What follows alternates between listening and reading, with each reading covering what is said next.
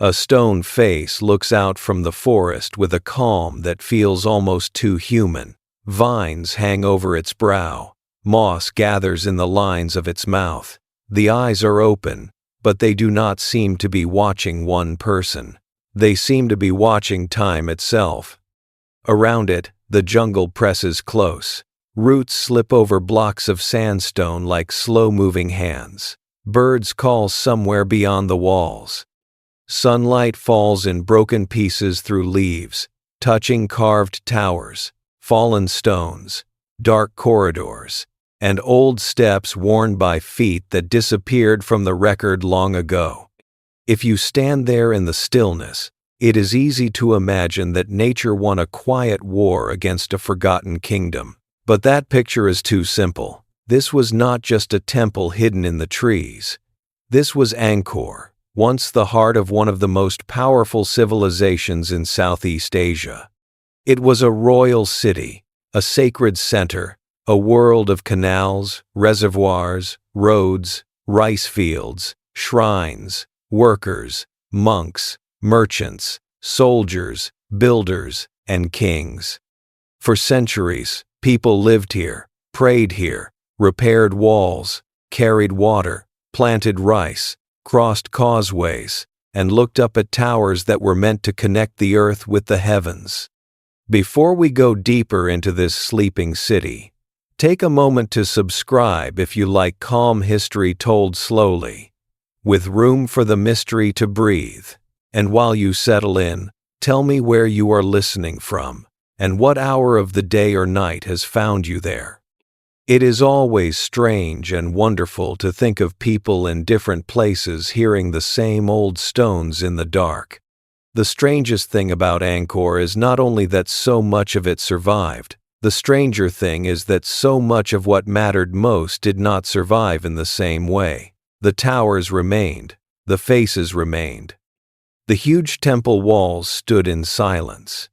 But the wooden houses, market stalls, royal homes, farms, bridges, worksheds, and ordinary streets largely faded back into earth. Stone can wait for centuries, wood cannot. Clay, thatch, and packed soil do not resist rain the same way carved sandstone does. So when later visitors saw Angkor, they often saw a place that looked like a city of gods, but not a city of people. That is one reason the mystery became so powerful. The ruins seemed too grand for the forest around them. The temples seemed to belong to a civilization of impossible skill. Their scale made the silence feel larger. Imagine walking through the approach to Angkor Wat before dawn. The air is wet and cool. The outline of the temple rises slowly against the paling sky. First as a shape, then as towers, then as a whole mountain of stone. A long causeway stretches ahead, crossing the moat like a path between worlds. On either side, water reflects the dark silhouette of the sanctuary. The central towers rise in a pattern meant to echo Mount Meru, the sacred mountain at the center of the universe in Hindu and Buddhist cosmology. Angkor Wat was not built as a small place of private devotion. It was built as a statement of order. It said that the king stood at the center of a world arranged by divine design. It said that the landscape could be shaped, measured, and made meaningful. It said that power, religion, water, labor, and stone could be joined into one vast vision. Yet that vision did not last in the form its builders expected. By the time many outsiders wrote about Angkor in later centuries, the great city had already changed. The royal center was no longer what it had been. Trees had grown over roads, stones had fallen.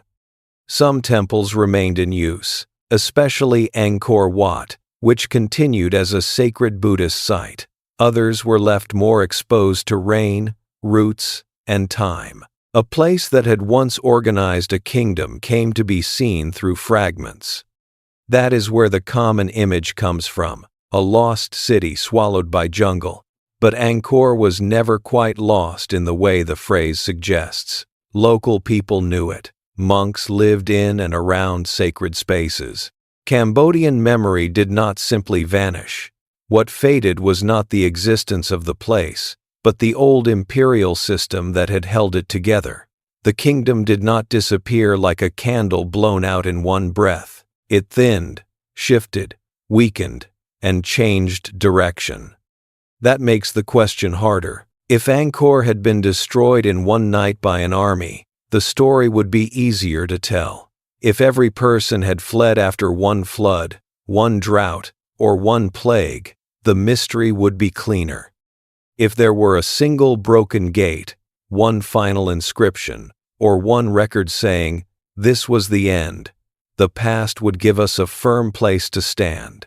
But history rarely offers that kind of kindness. Instead, Angkor leaves behind signs that point in different directions. There are traces of power and traces of strain. There are inscriptions that speak of kings, temples, land, offerings, workers, and gods. There are reservoirs and canals that reveal a society deeply tied to water. There are signs of repair, redirection, and damage in the water system. There is evidence of climate stress. There are records of conflict with neighboring powers. There are changes in religion and political life.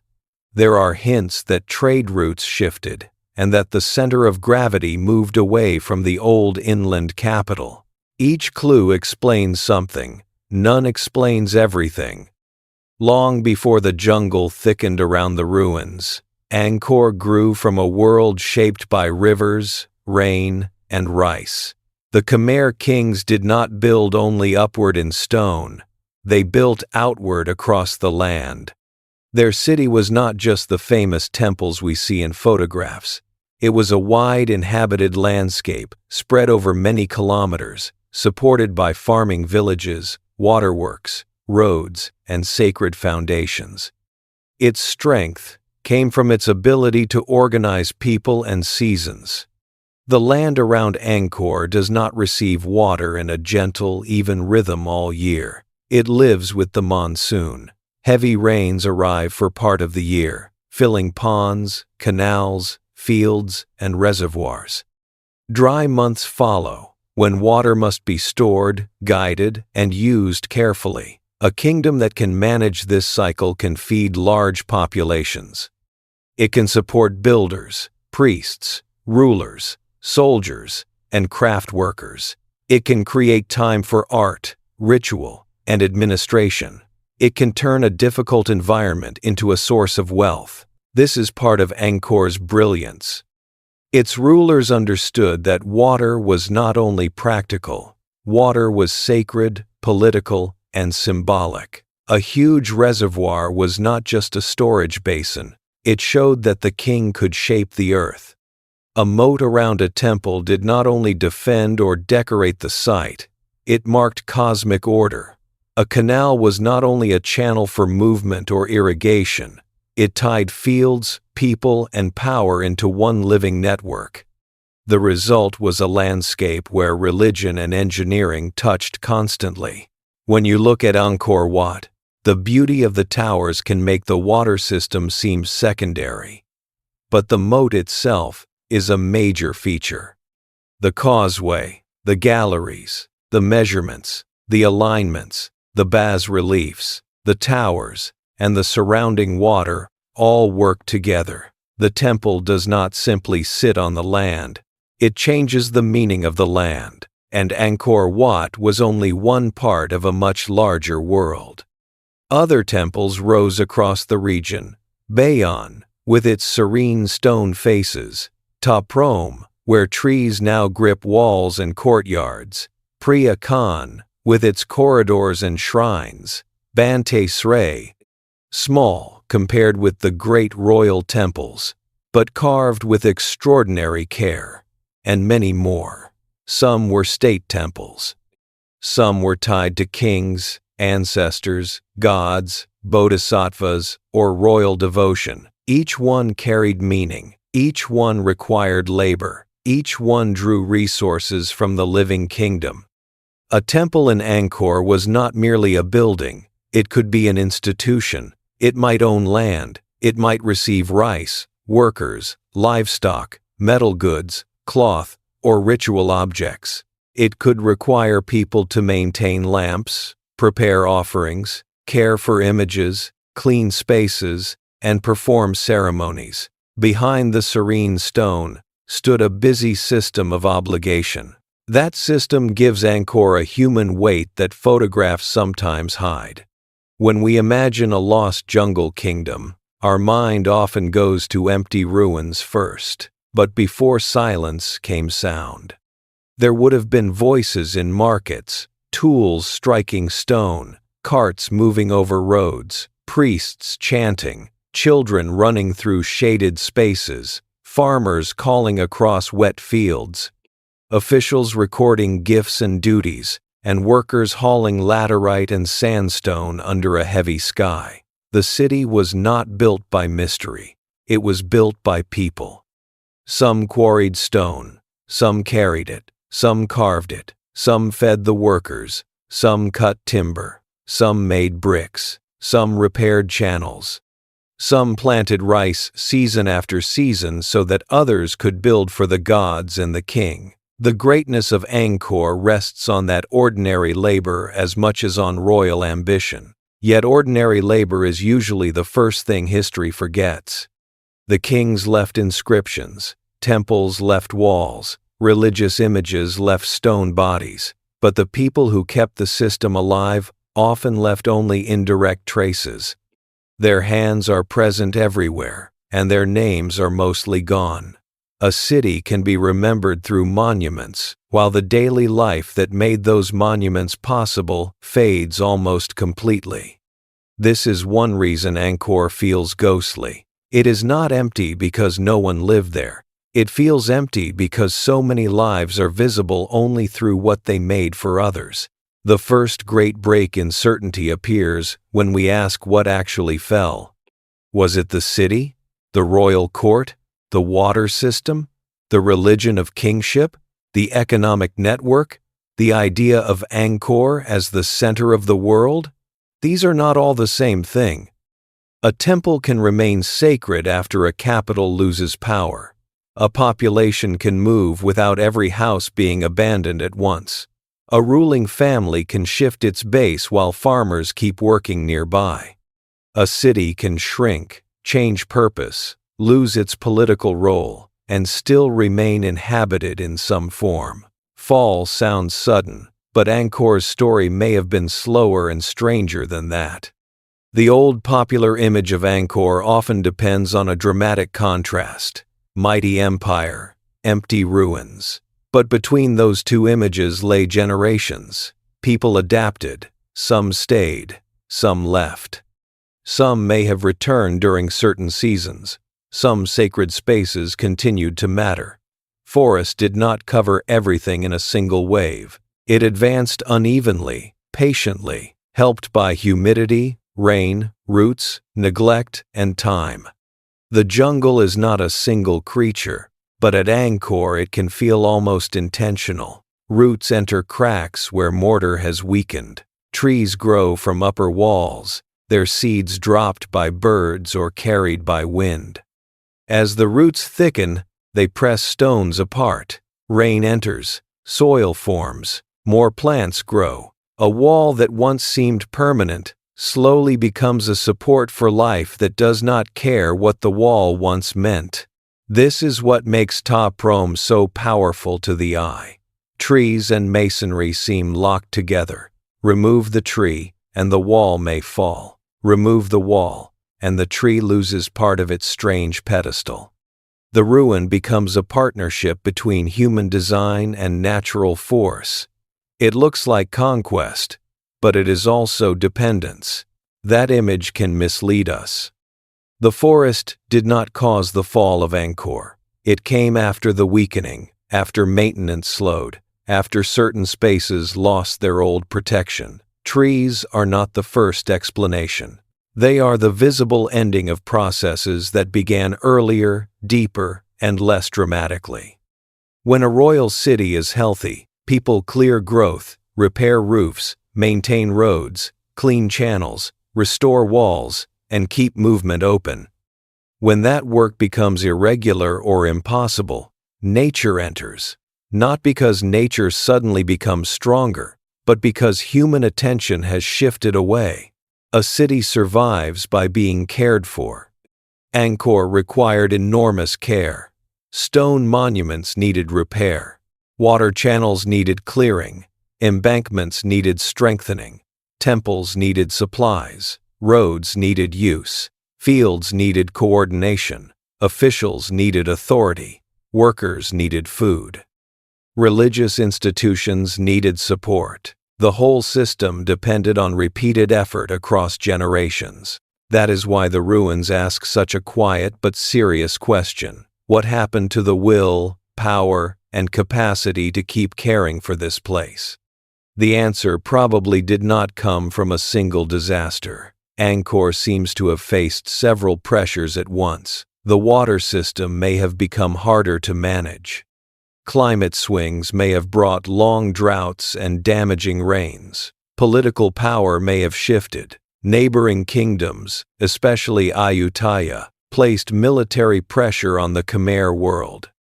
Religious life changed in ways that may have altered the relationship between kings, temples, land, and labor.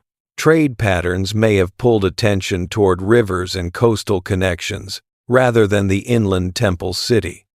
Each pressure alone might have been survivable. Together, they may have changed the future. This is one of the most important things to hold in mind. Great civilizations rarely fall because one thing goes wrong. They become vulnerable when many systems that once supported each other begin to strain at the same time. A drought becomes more dangerous when the canals are already difficult to maintain. A war becomes more damaging when political authority is already weaker. A religious shift becomes more important when temple economies are already changing. A trade shift becomes more powerful when the old capital no longer controls the same networks.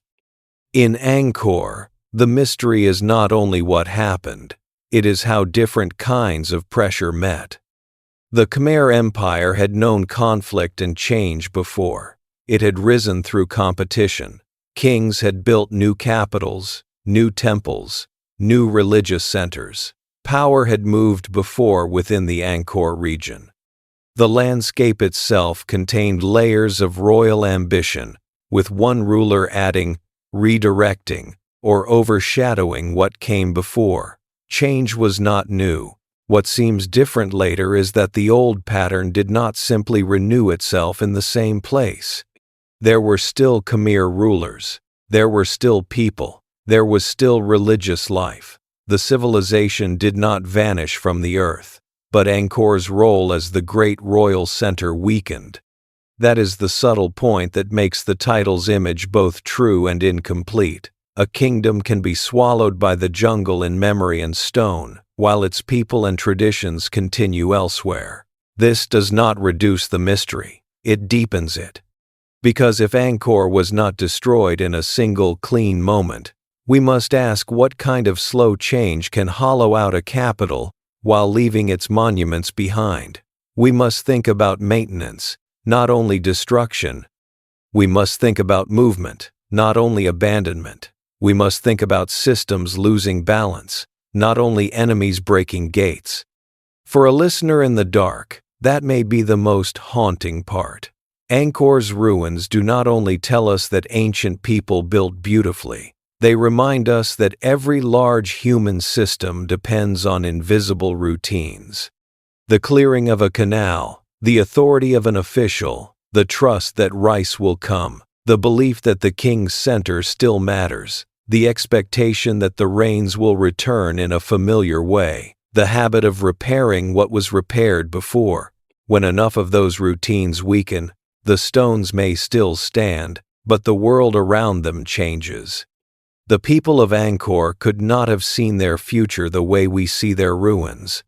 A farmer in the 13th century did not wake each morning thinking he lived in a civilization that might one day be called lost.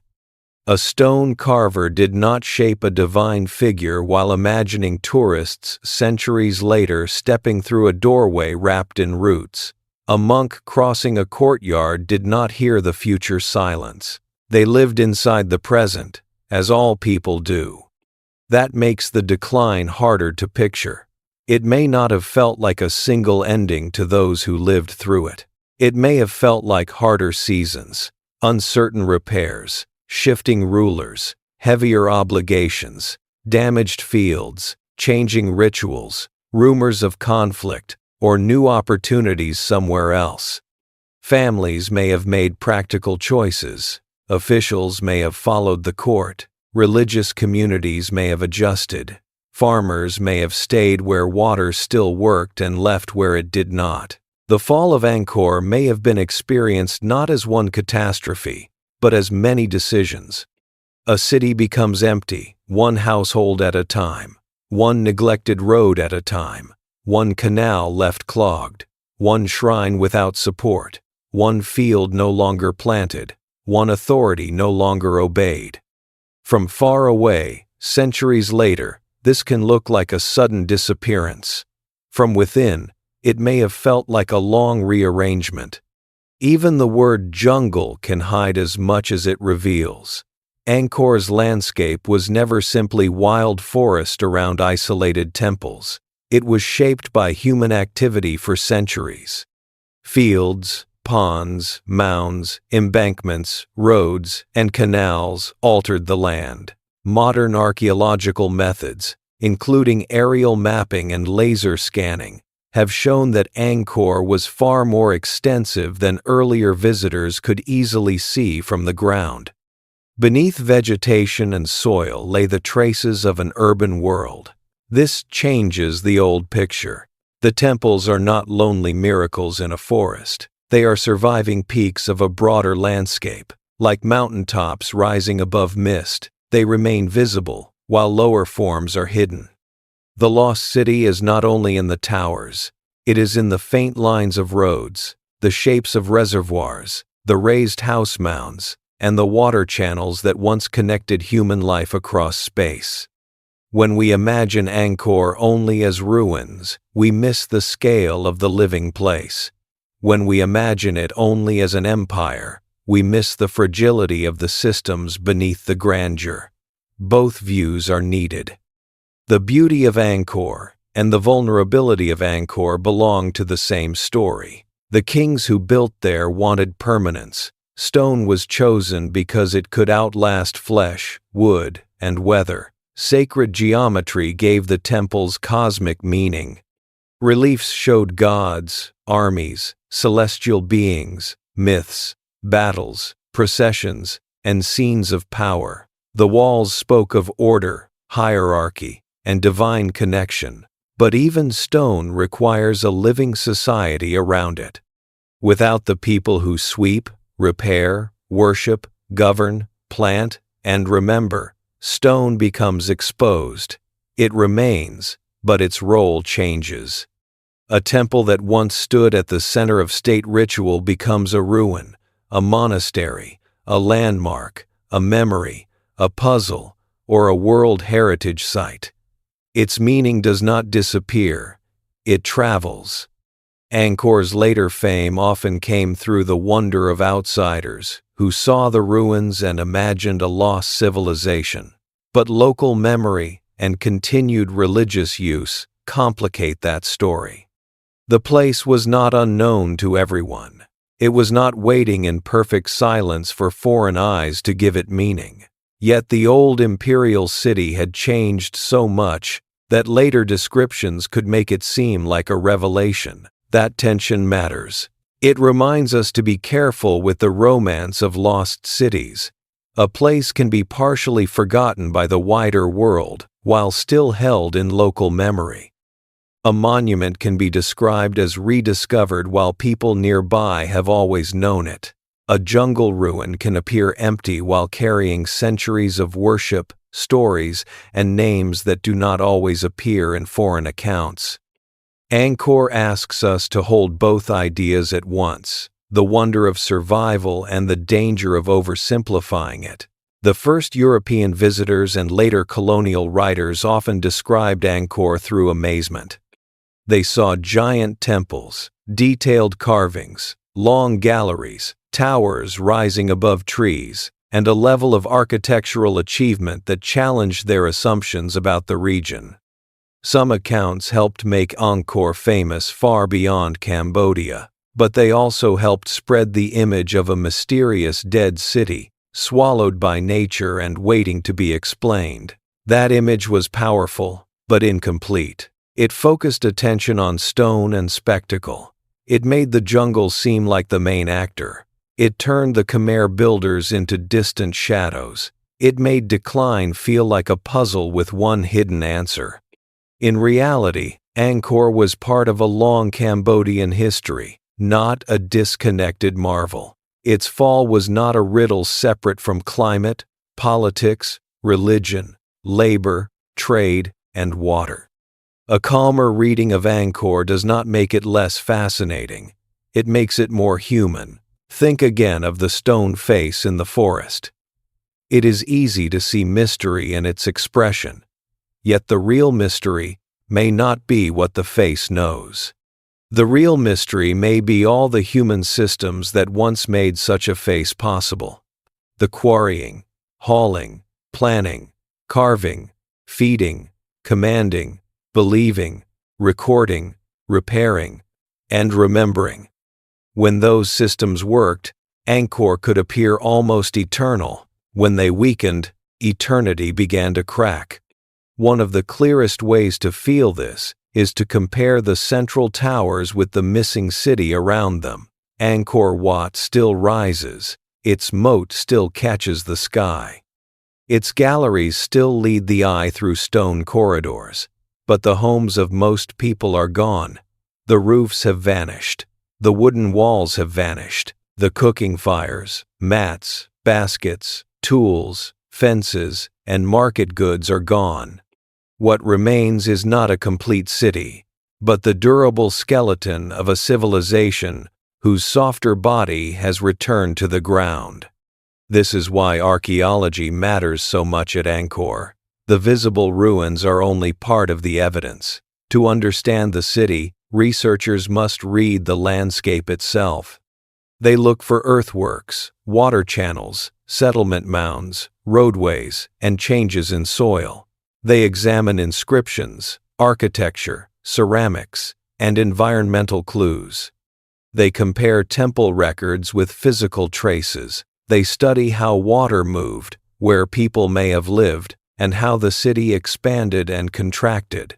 Even after all this work, the ending remains difficult. There is no single voice from the 15th century explaining everything with perfect clarity. There is no final royal diary saying the canals failed, the armies came, the court left, and the city could not recover. Historians must build the picture from scattered evidence. Each piece has limits. Inscriptions may tell us what elites wanted remembered. Temples show religious and royal ambition, not every village problem. Environmental evidence can reveal stress, but not exactly how people felt or decided. Later chronicles may preserve memory, but they may also reshape events. So Angkor remains both known and uncertain. We know it was vast. We know it was powerful. We know it depended deeply on water and agriculture. We know it produced some of the most extraordinary sacred architecture in the world. We know its old royal role faded. We know the landscape was later overtaken in many places by forest growth. We know the decline was not as simple as one lost battle or one dry season. What we do not know is exactly how all the causes fit together. Perhaps that is why the ruins hold attention so gently. They do not shout one answer, they invite a slower kind of listening. A cracked causeway, a blocked channel, a fallen tower, a tree root over a shrine, a dried reservoir edge, a weathered inscription, each one speaks from a different layer of the same story. The listener has to move carefully. The title gives us the image of a kingdom swallowed by the jungle. The history asks us to look beneath that image. The jungle is visible. The fall is harder to see. Behind the leaves are systems. Behind the systems are people. Behind the people are choices, pressures, beliefs, fears, ambitions, and seasons of rain that came too little or too hard. Angkor's fall may be less like a door slamming shut and more like a lamp slowly losing oil. For a long time, there is still light. People adjust to the dimness. Some rooms remain bright. Others fall into shadow. Only much later does someone standing in the doorway realize how much has changed. That image brings us closer to the first real layer of the mystery. A place as grand as Angkor could not be kept alive by stone alone. Its temples were the visible peaks of a much larger machine, and that machine depended on water more than anything else. The same rain that filled rice fields could flood canals. The same reservoirs that promised stability could become difficult to maintain. The same engineering that fed a kingdom could turn fragile when the seasons no longer behaved as expected. So the forest-covered stones are only the beginning. The deeper story lies in the channels, moats, embankments, reservoirs, and fields that once made the city breathe. To follow Angkor's fading power, we have to leave the towers for a while and listen for the movement of water. The towers of Angkor rise from stone, but the kingdom itself rose from water. Long before the forest wrapped its roots around temple walls, before the corridors darkened and the carvings weathered, the land around Angkor followed a rhythm older than kings. For part of the year, rain came heavily. Clouds gathered over the plains, water filled low ground, ponds, channels, and rice fields. The earth softened, paths became wet. The edges of villages changed shape. The whole landscape seemed to loosen under the weight of the monsoon. Later came the dry months. The sky cleared, the air sharpened. Fields that had been flooded began to harden. Water retreated into ponds, streams, canals, reservoirs, and the Great Lake to the south. A family that had enough stored water could continue planting, cooking, washing, feeding animals, and keeping life steady. A community that lost control of water could feel hunger approaching long before the granaries were empty. For Angkor, water was never only background. It was the condition that made greatness possible. A small village can live with the seasons as they come. It can adapt from year to year, moving planting times, shifting effort, accepting lean months when needed. A giant royal capital has far less room for disorder. It must feed thousands upon thousands of people. It must support priests, builders, soldiers, officials, servants, craft workers, and families who do not all grow their own food. It must provide enough surplus for temple offerings, royal projects, and political loyalty. That kind of city cannot simply wait for rain and hope. The Khmer rulers of Angkor shaped the land so water could be caught, held, guided, and displayed. They built reservoirs so large that a person standing on one edge could look across and see water stretching toward the horizon. They built canals that linked parts of the landscape. They raised embankments, cut channels, surrounded temples with moats, and placed sacred buildings inside carefully ordered spaces. Angkor's world was not just a collection of temples. It was an engineered plain. The most famous monuments show us ambition in stone. The waterworks show us ambition across the earth. Some of the great reservoirs, called barrages, were immense. The West Barrage, one of the most remarkable, stretched for kilometers. Its straight edges and broad surface made it appear almost unnatural, like a man-made inland sea laid across the Cambodian plain. When filled, it held not only water but meaning. It announced that the king could command labor on a scale few societies could imagine. It suggested that the kingdom could bring order to the wet and dry seasons. It reflected the sky, the temples, and the royal idea of a world held in balance. A reservoir that size did not appear because one ruler had a sudden decorative wish. It required planning, workers, food supplies, tools, supervision, and political authority. Earth had to be moved. Banks had to be shaped. Water had to enter and leave. Channels had to connect it to the wider system. The labor behind it was enormous, and that labor tells us something important. Angkor had the power to organize people across distance and time. The kingdom could ask, command, reward, punish, feed, and direct. Such power feels impressive when we see the results, yet the same power also reveals a dependency. Once a society builds on this scale, it must keep the system alive. A small pond can silt up without bringing down a kingdom. A huge network of reservoirs, canals, and embankments becomes part of the kingdom's own body. If it works, it gives strength. If it clogs, breaks, floods, or dries at the wrong moment, the weakness spreads. Angkor's greatness and Angkor's fragility were joined from early on. The reason rice mattered so deeply is simple. Rice can feed dense populations when water is managed well. In monsoon lands, wet rice farming can produce enough food to support large communities, religious centers, and states, but it demands timing. Fields need water at the right moment, not only in the right year. Too little water, and seedlings fail. Too much water at the wrong time, and fields drown. Stored water can soften the shock. Channels can redirect excess. Embankments can hold back or guide flows.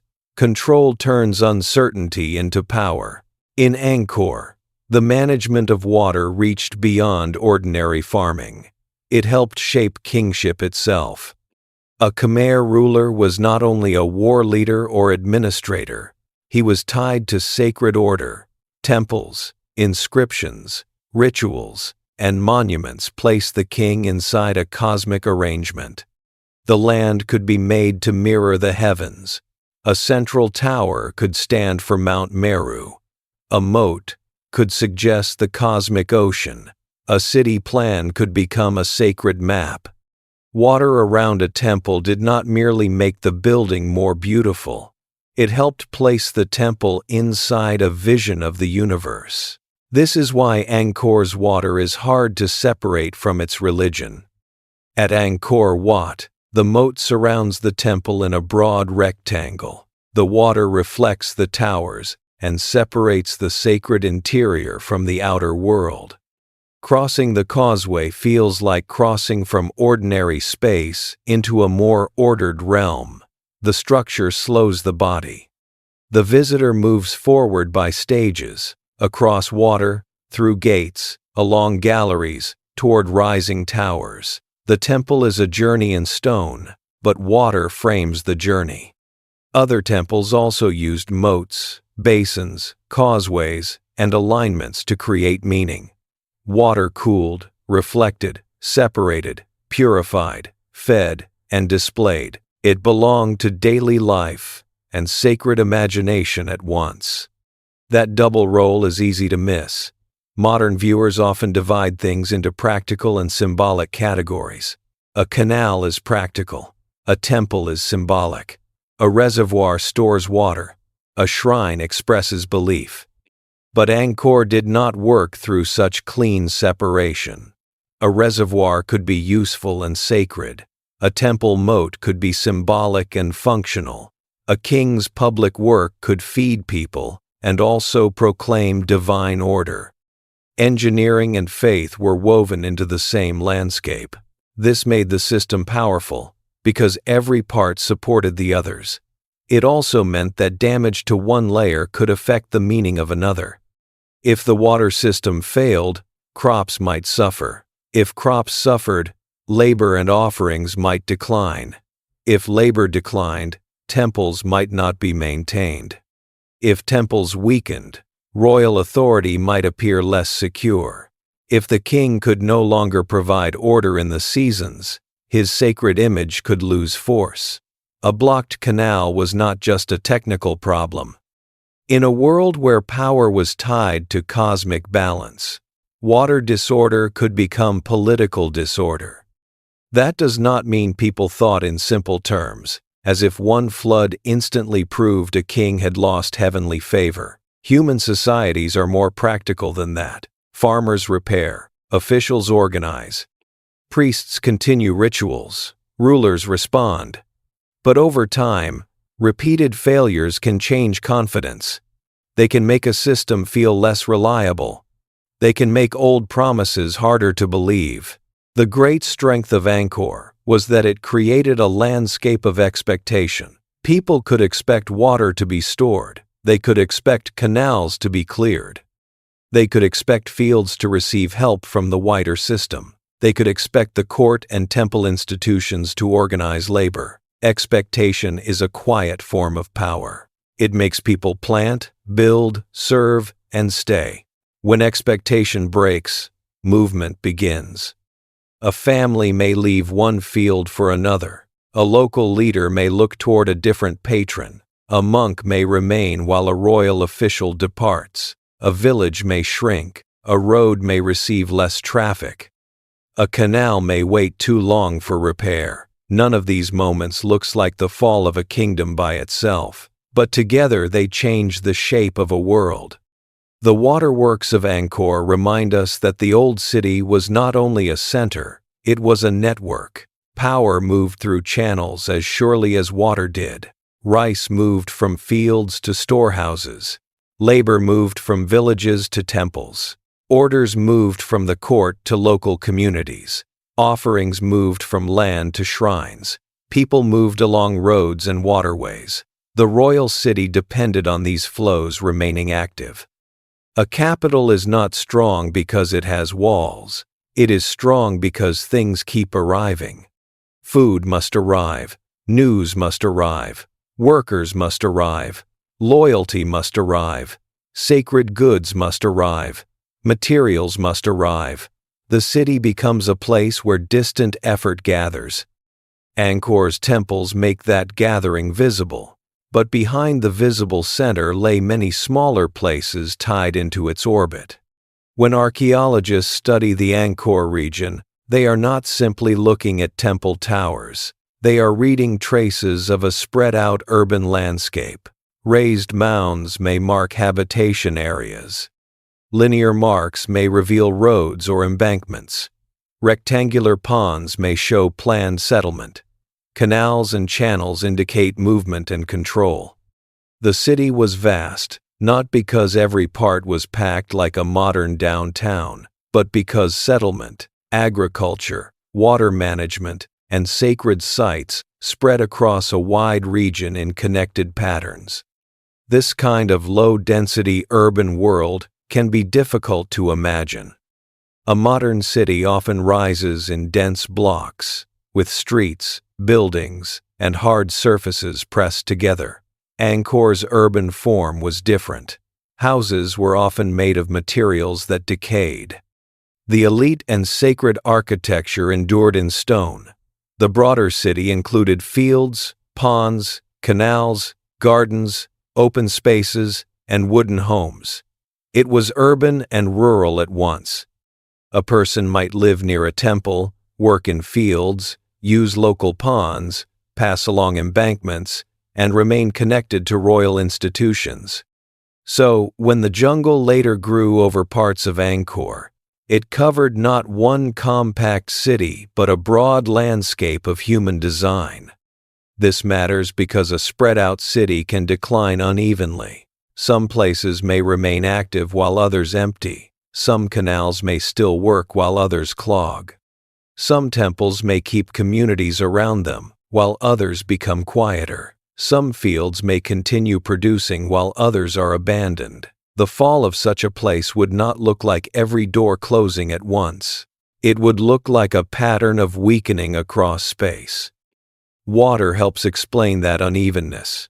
In a monsoon environment, The difference between a good site and a failing site can be subtle. One area may still receive enough water, another may lie beyond a damaged channel.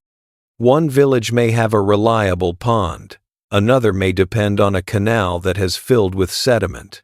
One local community may organize repairs, another may lack the people or authority to keep up.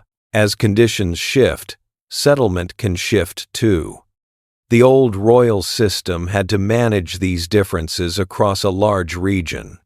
That would have required not only engineering skill, but constant social coordination.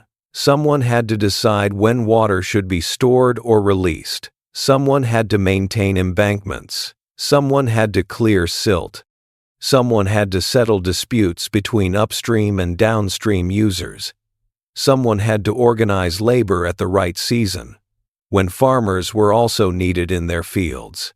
The system had to be practical enough to work and legitimate enough to be obeyed. Water control is never purely technical, it is social. A canal can be dug with tools, but it is kept alive by agreements, duties, routines, and authority. A reservoir can store rain, but people must decide who benefits and when.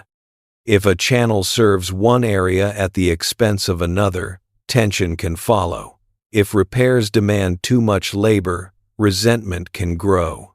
If the court cannot enforce maintenance, local priorities may take over. If the rains become unpredictable, old rules may no longer fit the new conditions. This is where Angkor's brilliance becomes delicate. Large systems often hide their risks during good times. When rain comes in familiar amounts, when channels are clear, when labor is available, and when the court has authority, the system appears strong. Its success proves itself year after year. People trust it because it works. Kings build more. Temples grow larger. Reservoirs expand. Roads reach farther. The network becomes more complex. Complexity can be a form of strength. It can also become a trap. A simple system may fail in one place and recover quickly. A complex system can route around problems, but it may also carry problems farther. A blockage in one channel changes flow elsewhere. A damaged embankment may send water where it was not intended. A reservoir designed for one pattern of rainfall may struggle under another. Repairs in one place may create stress in another. The more connected the system becomes, the more carefully it must be understood. At Angkor, water did not move through untouched wilderness. It moved through a human-made landscape built over centuries. Older channels, newer channels, old reservoirs, new reservoirs, temple moats, settlement ponds, embankments, and natural streams interacted. Later kings inherited choices made by earlier rulers. They could extend, repair, redirect, or ignore parts of the system, but they did not begin with a blank plane. This inheritance may have been both gift and burden. A ruler who built a new temple could connect himself to sacred order. A ruler who built or restored waterworks could show practical power. But each generation also received maintenance obligations from the past. The old works did not stop needing care simply because new works were planned. A kingdom that continually adds monuments and infrastructure must also find ways to maintain what already exists. The listener can picture this as a slow accumulation. A road laid by one king remains. A canal from another reign still carries water. A reservoir built for old purposes still shapes the land. A temple institution still expects offerings from assigned fields. A newer political need demands new labor. Nothing disappears neatly. The past piles up, and the living must manage it. In times of abundance, this inheritance can feel glorious. In times of stress, it can feel heavy. Angkor's rulers built across centuries, and the landscape became a record of their ambition. Yet the more the city depended on its engineered environment, the more dangerous environmental change became. A small community suffering drought can move, reduce planting, or rely on local memory. A huge capital tied to reservoirs, temple economies, and royal obligations cannot change as easily. Its size gives it resources, but its size also slows it. There is a quiet lesson in that. The strongest-looking systems can become fragile not because they are badly made, but because they are made for conditions that change.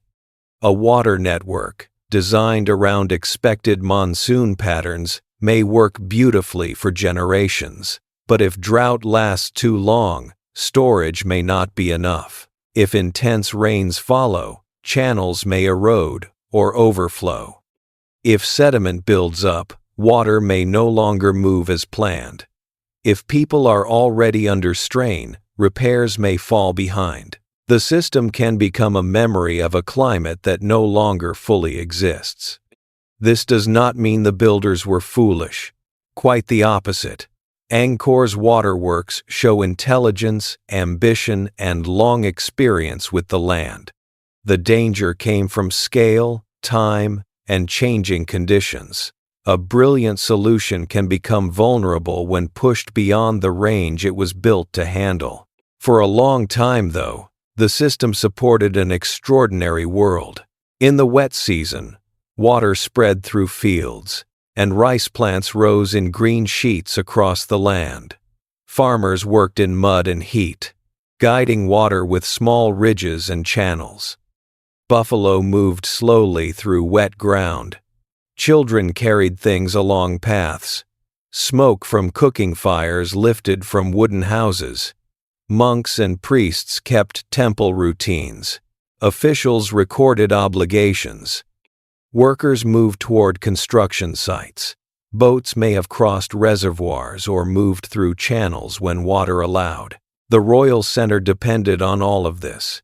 The carved walls of temples may show gods and kings, but the fields were the foundation. Rice surplus supported temple building. Temple building supported royal prestige. Royal prestige helped organize labor. Organized labor maintained the water system. The water system supported rice surplus. The circle was powerful when it held. But circles can tighten. If one part weakens, the others feel it. A bad harvest reduces surplus. Less surplus strains temple institutions and workers. Fewer workers make maintenance harder. Poor maintenance harms water control. Weaker water control threatens future harvests. Such a cycle may not begin as collapse. It begins as difficulty. Angkor's early and middle centuries likely included many periods of repair, adjustment, and recovery. No large society survives for centuries without facing problems. The Khmer world was not fragile in a simple sense.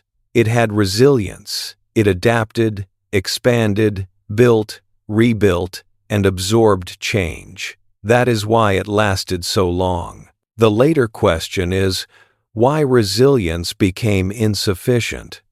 One possible answer lies in the scale of the city's dependence on managed water. As Angkor grew, more people relied on a broader and more complex system.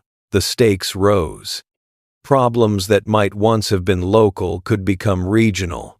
A drought that would have hurt a smaller society could place heavy pressure on a vast capital. A flood that damaged a few channels could matter more if those channels served key parts of the network. Another possible answer lies in authority. Water systems need leadership that people trust or fear enough to follow. If political power weakens, maintenance weakens. If maintenance weakens, water problems worsen. If water problems worsen, political authority may suffer further. The environment and the state become linked in a dangerous exchange. A third answer lies in time.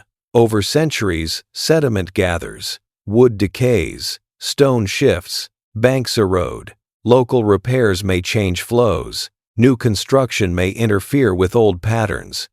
The system becomes harder to read even for those who inherit it. People may still know parts of it well, but no single authority may fully control the whole. Angkor's water landscape was not a machine in the modern sense, with one switch and one operator. It was more like a living set of arrangements, some planned, some inherited, some local, some royal, some sacred, some practical. Its success depended on constant attention. The forest later tells us what happens when attention fades. But before the forest, there was maintenance. Before silence, there were workers. Before ruins, there were decisions made again and again, year after year, about mud, water, stone, rice, and labor. A kingdom is built not only during the grand moments, when a king orders a temple raised. It is built during repeated small acts that rarely become famous. Someone clears a channel before the rains. Someone repairs a bank after floodwater cuts through it. Someone measures a field. Someone carries an order. Someone brings rice to a temple storehouse. Someone replaces a wooden beam. Someone watches the level of water drop and wonders how long the dry season will last. In Angkor, those small acts connected to a vast idea of kingship. The king's power was visible in temples and waterworks, but also in the expectation that the world would remain ordered. People may not have thought of this in abstract terms. They may simply have known that certain duties belonged to certain communities, that certain lands owed certain goods, that certain canals had to be cleared, and that certain rituals had to be performed. Order lived through habit. When habits last for generations, they can feel permanent. That feeling may have helped Angkor grow. It may also have made the later weakening harder to recognize. If a system has worked for centuries, people may assume it can be restored after each strain. One bad year does not mean the end. One damaged canal can be repaired. One political conflict can pass. One attack can be survived. One drought can be endured. The danger comes when difficulties overlap and repeat. This is why the water chapter cannot be separated from the rest of Angkor's fall. Water alone did not swallow the kingdom, but water may have revealed the weakness of everything else. It touched agriculture, labor, royal image, temple support, settlement, and political confidence. It was the thread running through the whole cloth. When later researchers studied Angkor's decline, the water system became one of the most important clues because it left marks on the land. Stone inscriptions can go silent. Wooden homes can vanish. But a canal cut across the earth leaves a line. A reservoir leaves edges. A moat preserves a shape.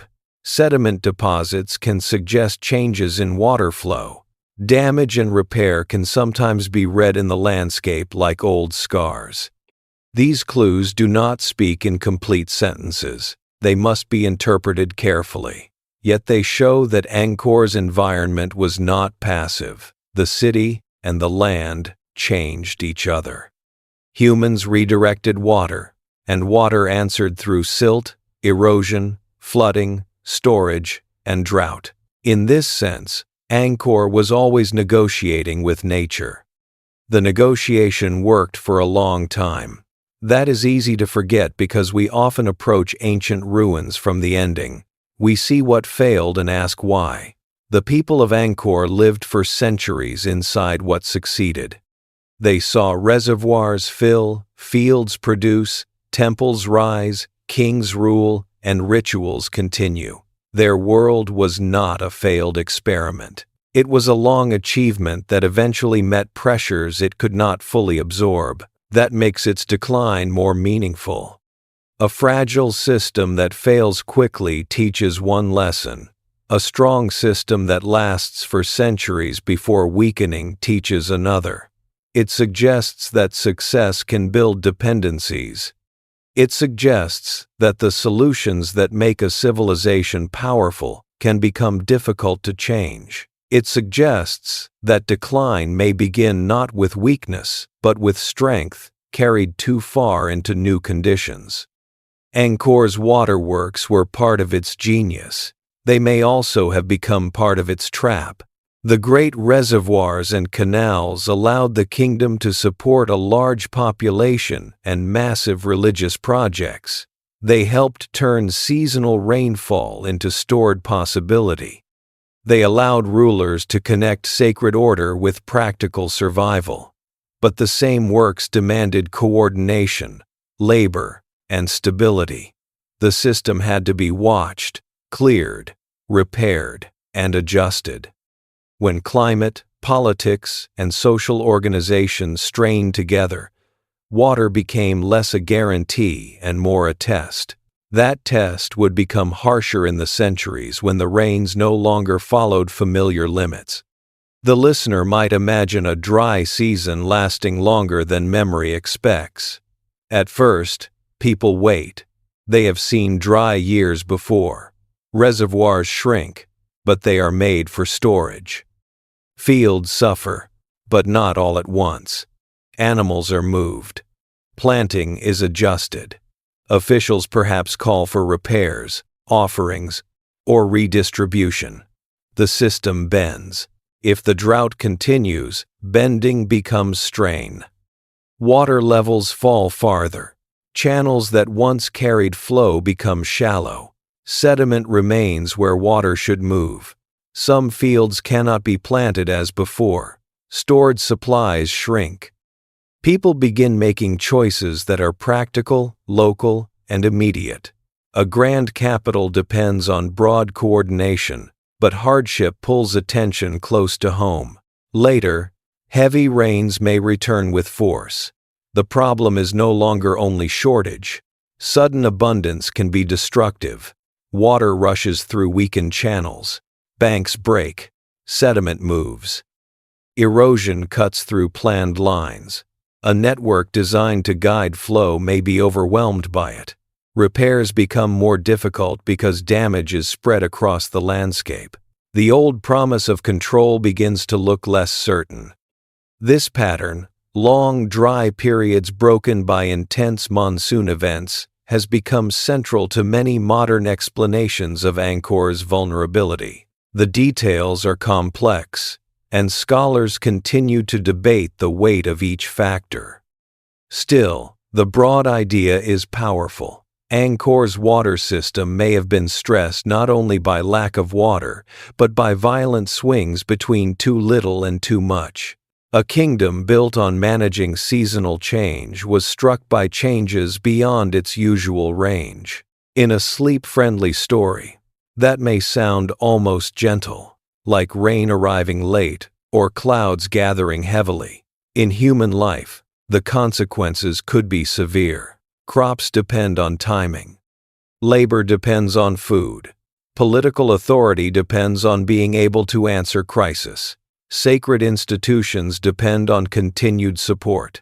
When the seasons become unreliable across decades, the strain enters every part of society. Yet even here, we should be careful. Climate stress does not act alone. Drought does not automatically empty a capital. Floods do not automatically end a kingdom. People respond. They repair, relocate, change crops, alter institutions, seek alliances, fight, worship, negotiate, and remember. Angkor's decline must have involved human choices as much as environmental pressure. Water set the conditions. People lived the consequences. This is why the next layer of the story cannot stay only with canals and reservoirs.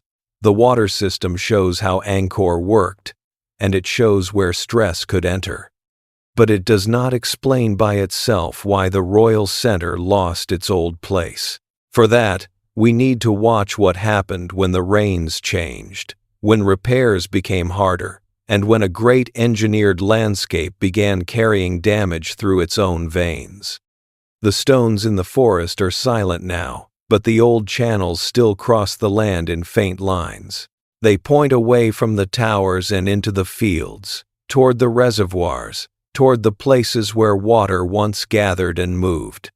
There, beneath soil and vegetation, the kingdom's strength becomes visible in another form. It was not only carved, it was dug, banked, stored, released, and trusted. And when trust in water begins to fail, even the highest towers stand on uncertain ground. Rain can be a blessing so gentle that a whole society learns to trust it. It can fill fields, cool the air, feed rice, raise ponds, and make a dry channel useful again. In a land shaped by monsoon seasons, rain is not simply weather, it is a calendar, it is a promise. It is the difference between hunger and plenty, between a quiet village and a frightened one, between a king whose world appears ordered and a king whose people begin to wonder whether the old order still holds. At Angkor, that promise mattered more than almost anything else. The city had grown by learning how to live with water's moods. It did not try to escape the monsoon. It tried to receive it, store it, guide it, and give it meaning. Reservoirs waited for the wet season. Canals carried flow across the land.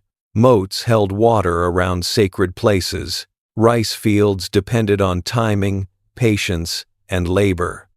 For generations, this relationship between people and rain helped support one of the greatest urban landscapes of the ancient world. But a relationship can become dangerous when one side changes. The rains did not need to disappear forever to wound Angkor. They only needed to become unreliable in ways the system could not easily absorb. A dry season lasting too long could lower reservoirs and weaken harvests. A drought, stretching across years, could turn stored water into a dwindling memory. Heavy rains after drought could tear through channels, break banks, move sediment, and damage the very works built to control them. Too little water and too much water were not opposite problems. They could become partners in the same slow injury. This is one of the most important shifts in the Angkor story. The danger may not have been a single terrible year. It may have been repeated stress over time. A city can recover from one harsh season. People are skilled at survival. They reduce use, shift planting, borrow, store, repair, pray, negotiate, and endure.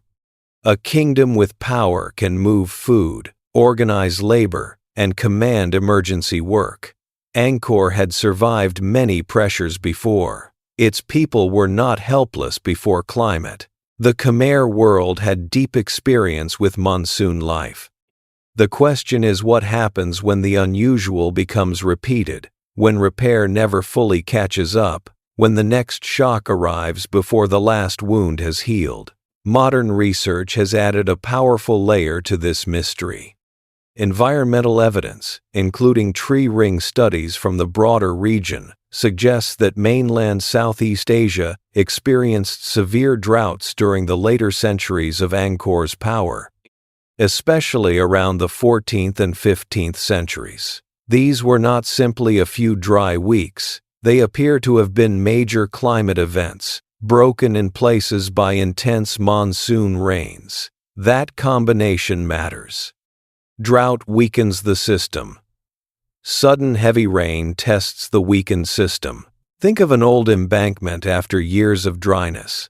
Soil can crack, vegetation can change. Maintenance may slow if water is scarce or labor is strained. Channels may fill with sediment. People may make temporary repairs. The whole network may still look functional from a distance, but its strength is no longer what it was. When violent rain finally comes, water does not gently restore balance. It can rush, cut, overflow, and carry away the edges that kept it controlled. In a small settlement, such damage might be local. In Angkor, the network was huge. A problem in one part of the system could change flow elsewhere. A blocked channel might force water into a different route. A broken bank might drain or flood areas that depended on careful timing. Sediment might reduce capacity, making the next flood worse. Each repair required labor, organization, authority, and knowledge of how the whole landscape worked. That is where Angkor's brilliance begins to look vulnerable. The water system had been created over centuries, not all at once. Different rulers built different works, older channels crossed newer ones. Reservoirs, moats, embankments, natural streams, rice fields, and settlement ponds formed a landscape of many layers. This kind of system can be powerful because it has many parts. It can also become difficult to control because the parts do not always respond simply. When water moves through a living landscape, it does not obey human intention forever. A canal cut in one century may still guide water in the next, but soil shifts, banks weaken, silt gathers, plants grow, people change its edges. A repair made for one emergency may alter the flow for another place. A channel designed for one level of rainfall may behave differently under extreme conditions. The system becomes a conversation between old plans and new realities. During stable times, that conversation may remain quiet. During climate stress, it becomes louder. Imagine a canal that once carried water smoothly from one area toward another. Over time, sediment reduces its depth. Local repairs keep it useful enough. People know its habits. They know when to clear it, where it overflows, which fields it helps. A drought comes. Water barely moves. The canal bed dries in places. Plants take hold. People are busy dealing with failed crops and may not clear every section. A later monsoon arrives with unusual force. Water enters the weakened channel too quickly, hits the silted sections, rises over the banks, and cuts a new path through the side. Now the problem is not simply that the canal broke, the water has changed the map. If the flow moves elsewhere, some fields lose water while others flood. If the bank gives way, workers must repair it before the next season. If the breach grows, the original channel may become less useful. If several such failures happen across the landscape, the demands on labor multiply. The kingdom must choose what to fix first. Those choices affect who receives water, who loses it, and who still believes the center can protect them.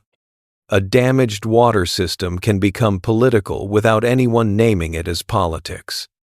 Water decisions are never neutral. If one channel is restored and another is not, one community benefits before another. If labor is demanded from already strained villages, resentment may rise.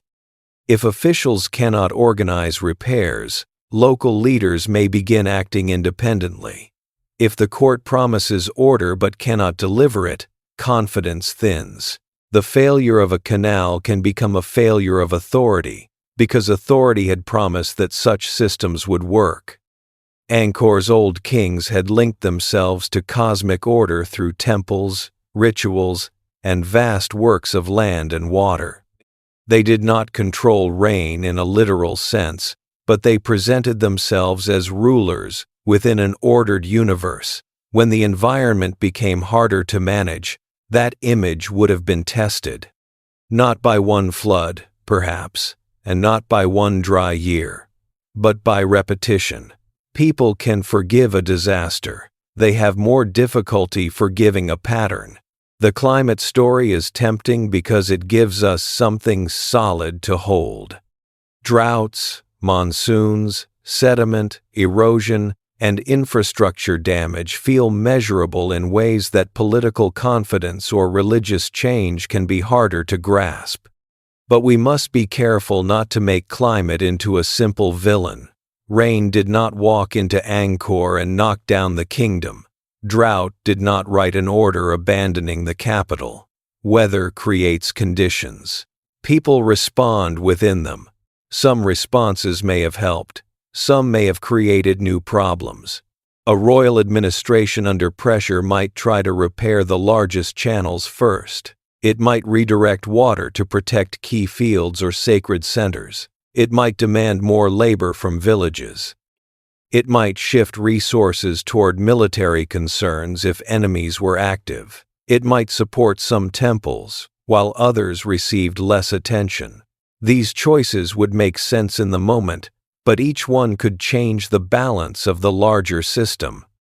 A society under strain often becomes more practical, more local, and less able to sustain grand maintenance. That would matter deeply at Angkor. The city did not survive only through great building projects.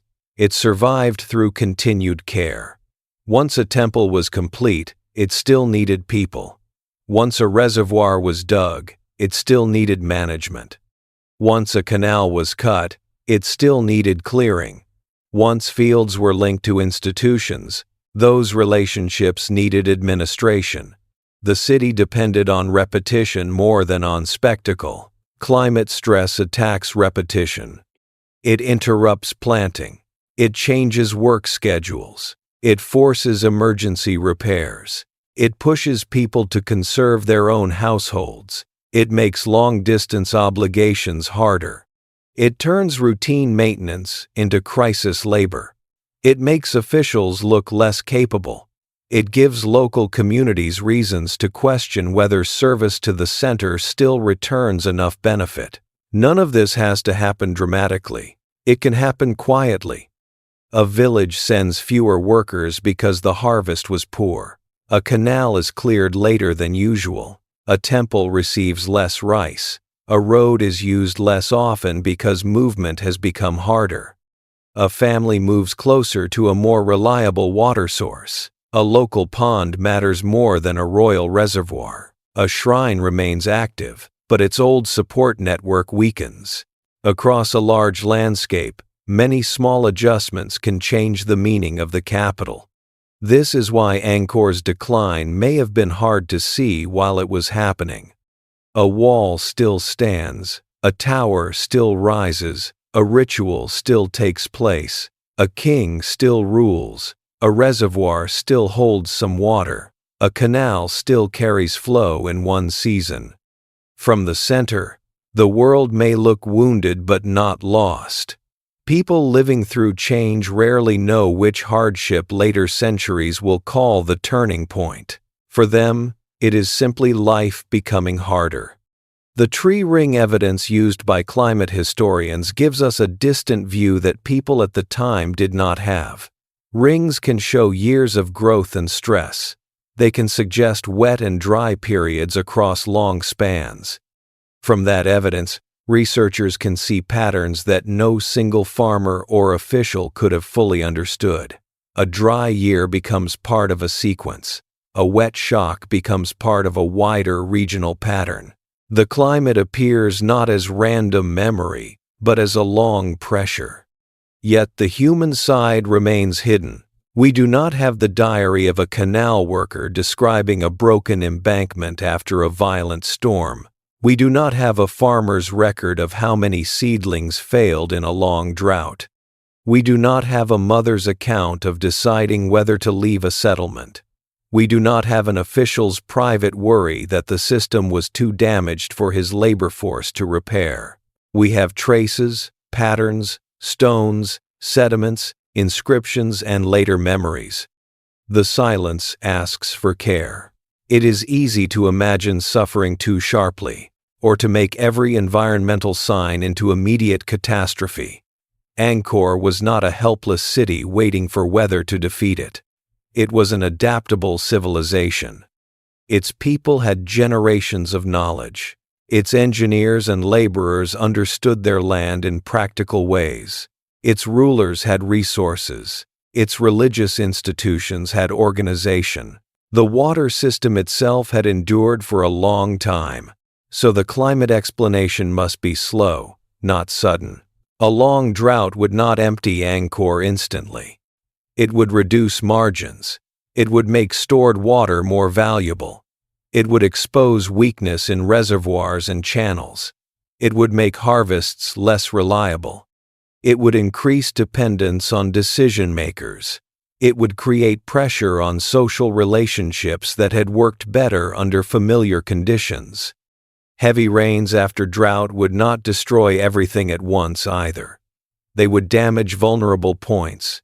They would reveal where silt had built up. They would test old banks. They would force emergency decisions. They would carry soil, branches, and debris into places meant for controlled flow. They would turn neglected maintenance into visible failure. Across decades, that is enough to change a civilization.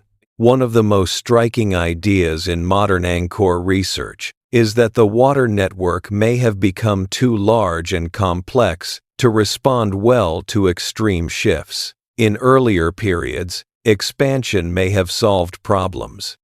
A new reservoir, a new canal, a new embankment, a new temple moat, a new connection, each addition increased capacity or prestige. But later, the very size of the system may have made coordinated repair harder. A vast network takes vast attention. There is a gentle but serious irony here. Angkor had succeeded by building an answer to seasonal uncertainty. That answer became part of its identity. But when uncertainty grew beyond expected bounds, the old answer may have become less flexible. The kingdom could not easily become small again. It could not simply erase centuries of infrastructure. It could not move the whole sacred and administrative center without consequence. Its strength had weight. This weight is visible in the reservoirs. A great beret seems calm when full. It reflects the sky, holds stored water, and gives an impression of stability. But such a reservoir is not passive. It needs inlets, outlets, banks, and relationships to surrounding channels. If the inflow is too low, it shrinks. If the inflow is too violent, it may strain. If sediment accumulates, capacity changes. If the banks weaken, risk rises. Size alone does not guarantee security. The same is true of political systems. A large kingdom has more people, more land, more food sources, and more labor.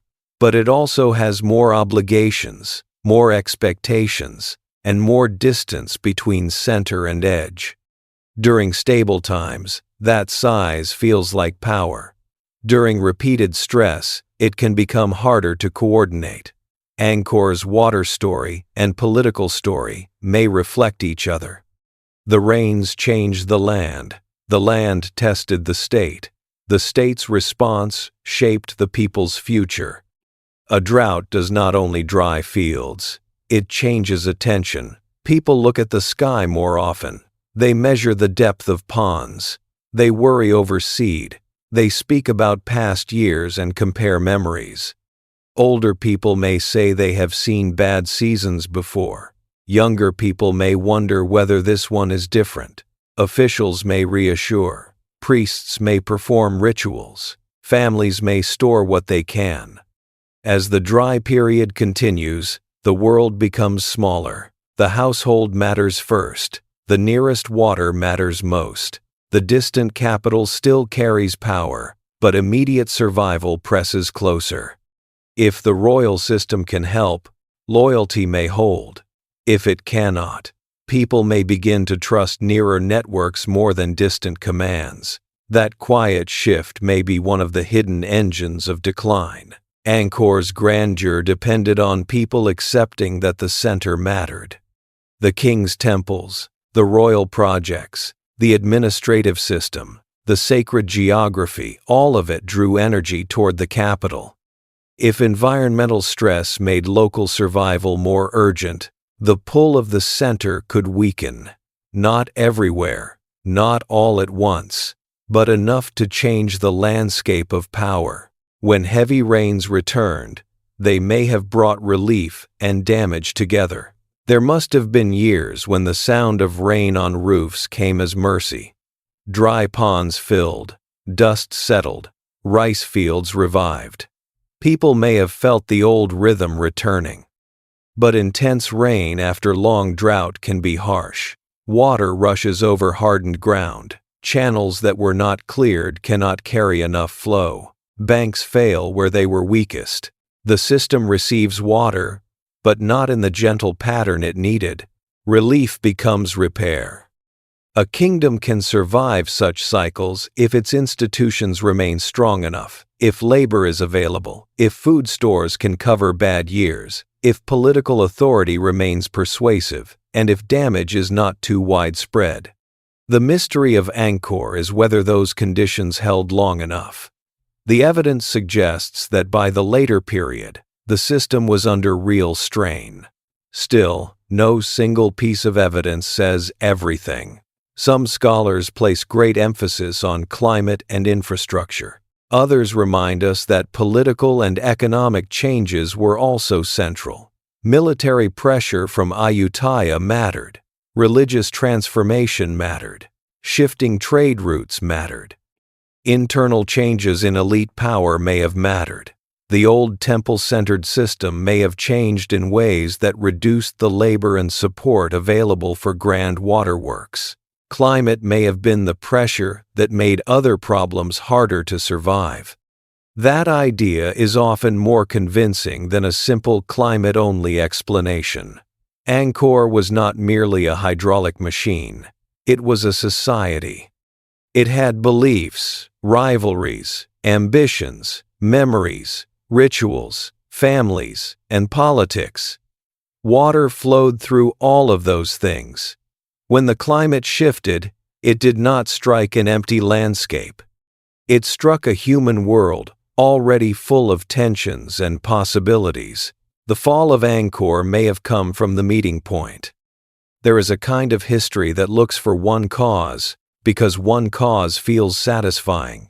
The army invaded, the drought came, the king failed, the trade route moved, the religion changed, the canal broke.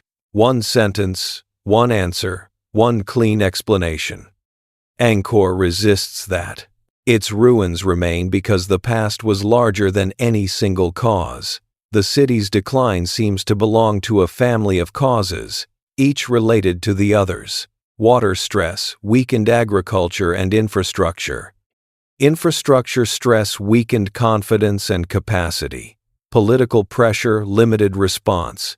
Religious and economic changes altered the old support systems. Warfare and shifting centers of power made return to the old pattern less likely. The jungle later covered the visible remains, but the swallowing began in the relationships between these pressures. This makes the story quieter, but also more powerful. It suggests that collapse does not always arrive as a dramatic event. Sometimes it arrives as the slow loss of recovery. A system is injured, repairs itself, and carries on. It is injured again, repairs less completely, and carries on. A third injury comes before the second has healed. The system still exists, but its future has narrowed. People may continue living inside it for a long time. This is likely how many parts of Angkor changed. Not through sudden emptiness, but through narrowing options. A canal that once worked fully, now works partly. A reservoir that once symbolized abundance, now stores less than expected. A temple that once received broad support, now relies on fewer resources. A village once tied closely to royal duties now directs more labor to its own survival. A court once confident in its landscape now faces costs it cannot meet as easily. Over time, the center becomes less central. The weather alone did not decide this. People did.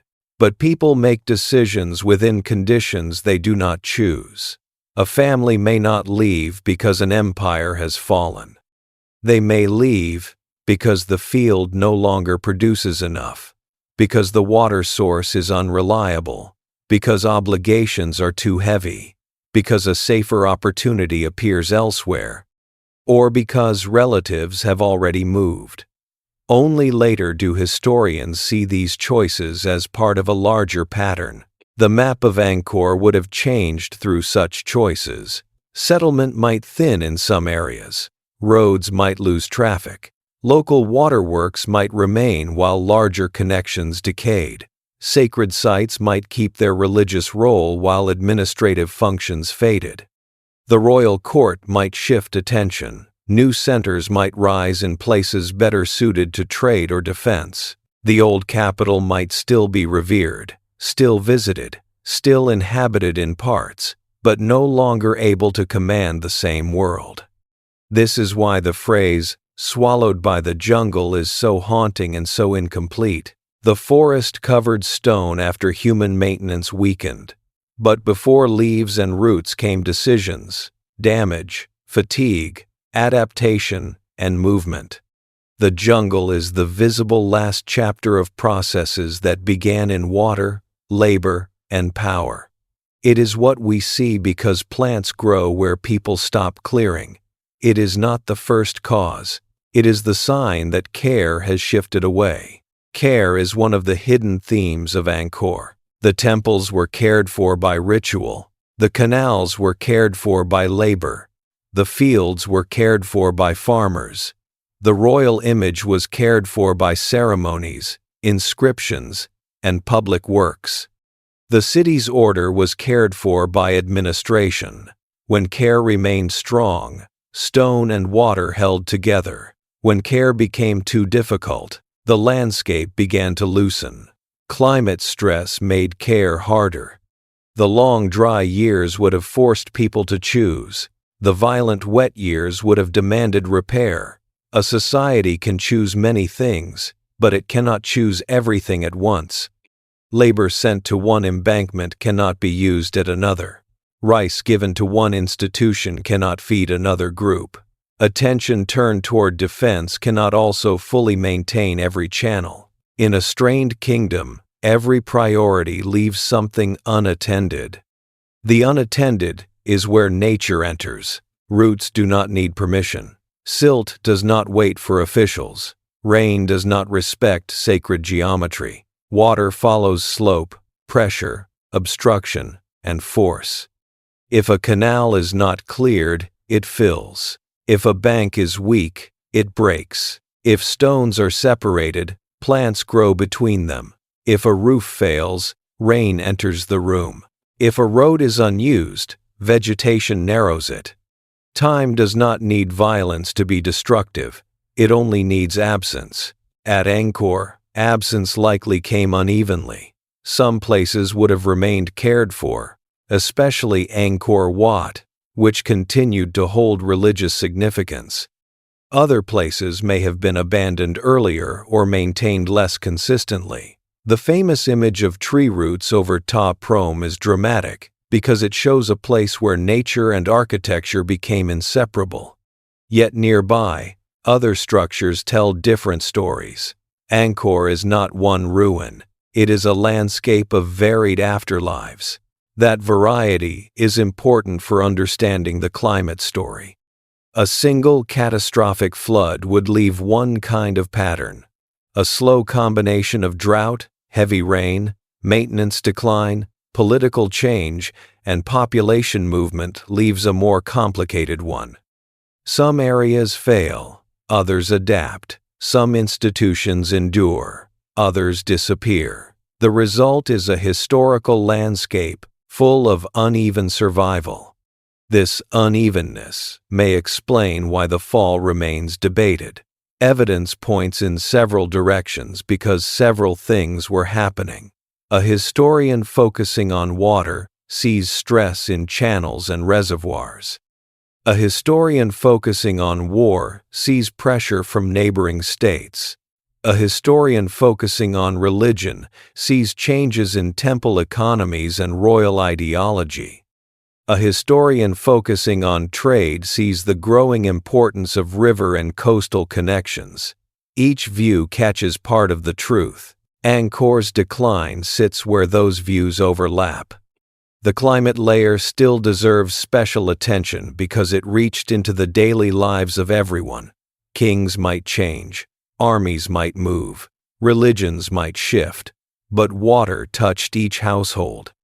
It shaped food, labor, health, travel, and settlement. A royal court could debate policy. A farmer watched the field. A priest could maintain ritual. A family counted stored grain.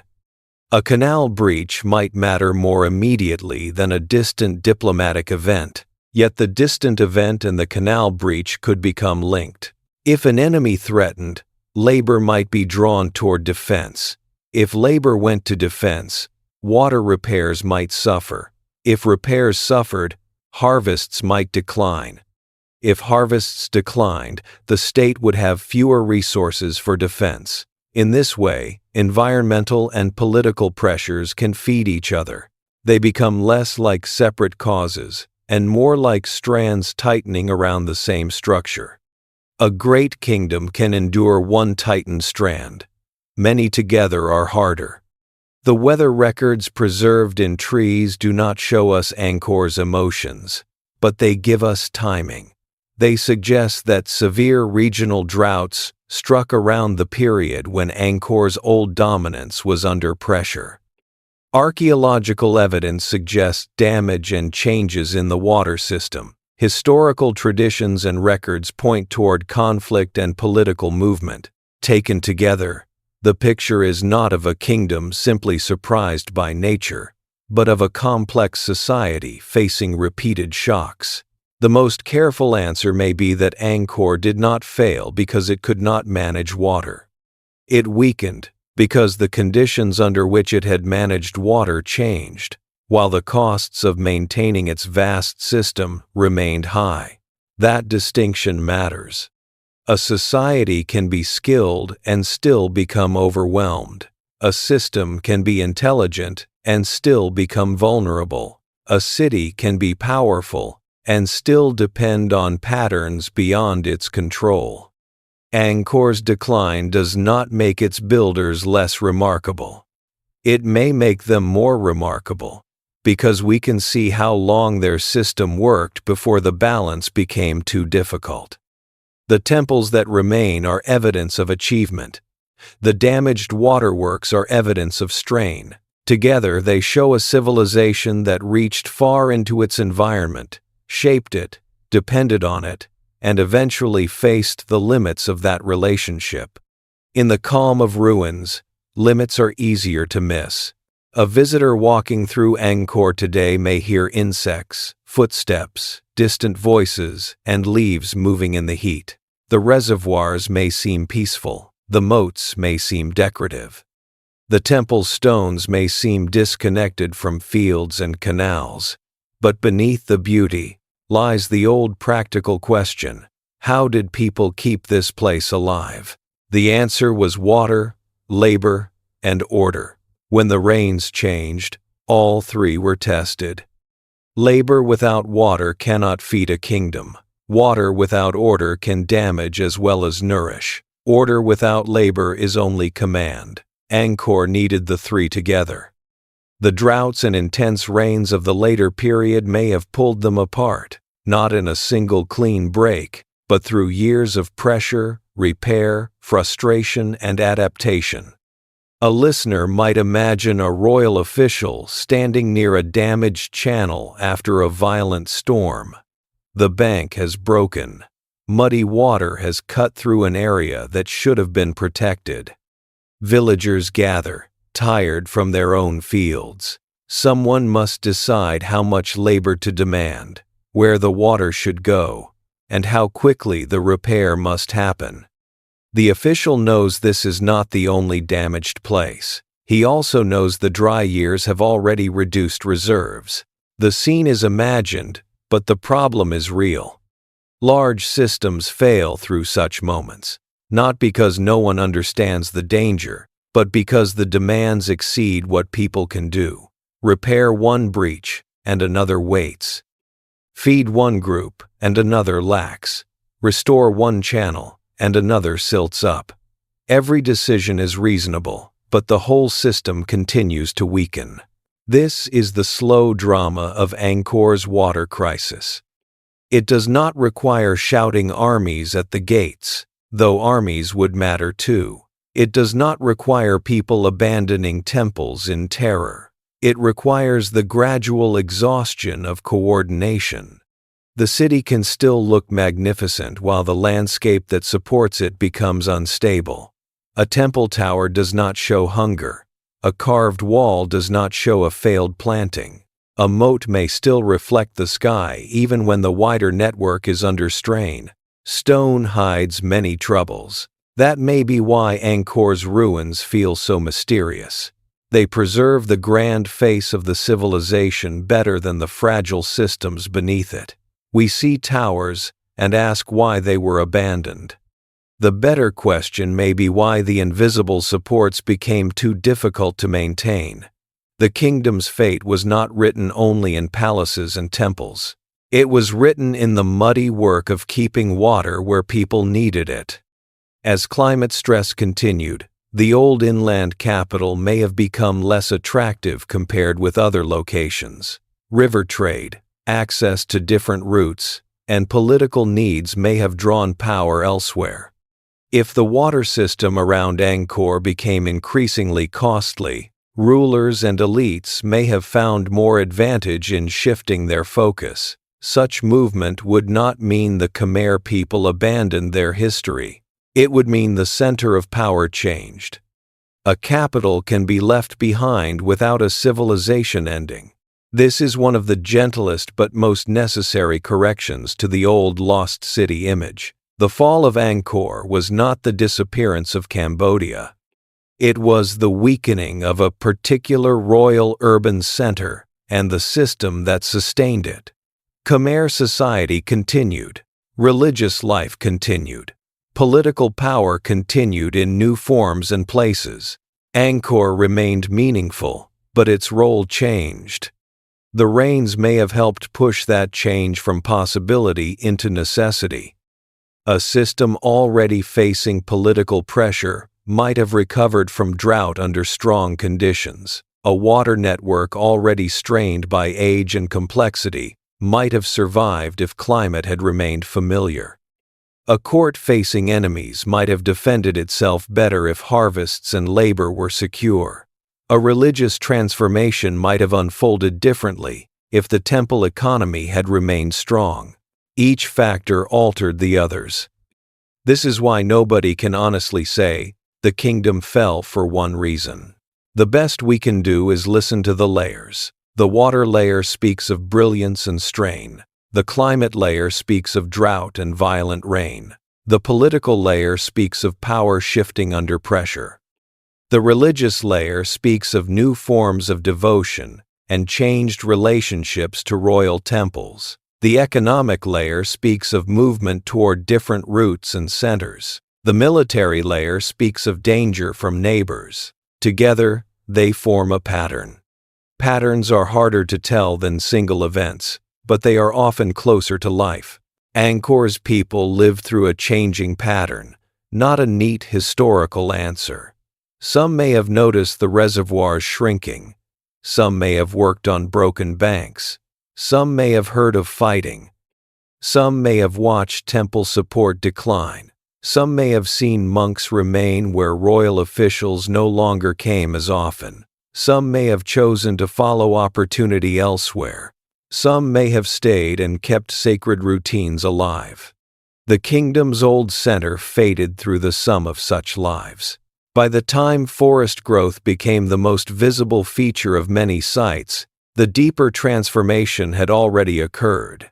The jungle did not defeat a healthy, fully maintained imperial capital.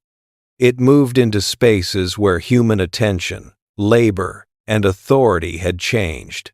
Its roots became the visible form of an older absence. The story of rain, therefore, leads us beyond rain. It brings us to a question about power. Who could still command labor when the system needed repair? It brings us to a question about belief. What happened when older royal religious structures no longer organized society in the same way? It brings us to a question about enemies. How did pressure from neighboring states affect a capital already facing environmental strain? It brings us to a question about geography. Why did later centers of power look toward different routes and possibilities? The clouds over Angkor were not alone. They gathered above a kingdom already changing. The water system had carried the city's strength for centuries, but under shifting climate, it became a place where weakness could spread. Still, drought and flood cannot explain why the court moved, why royal authority changed, why temples lost or kept support, or why other powers rose around the Khmer world.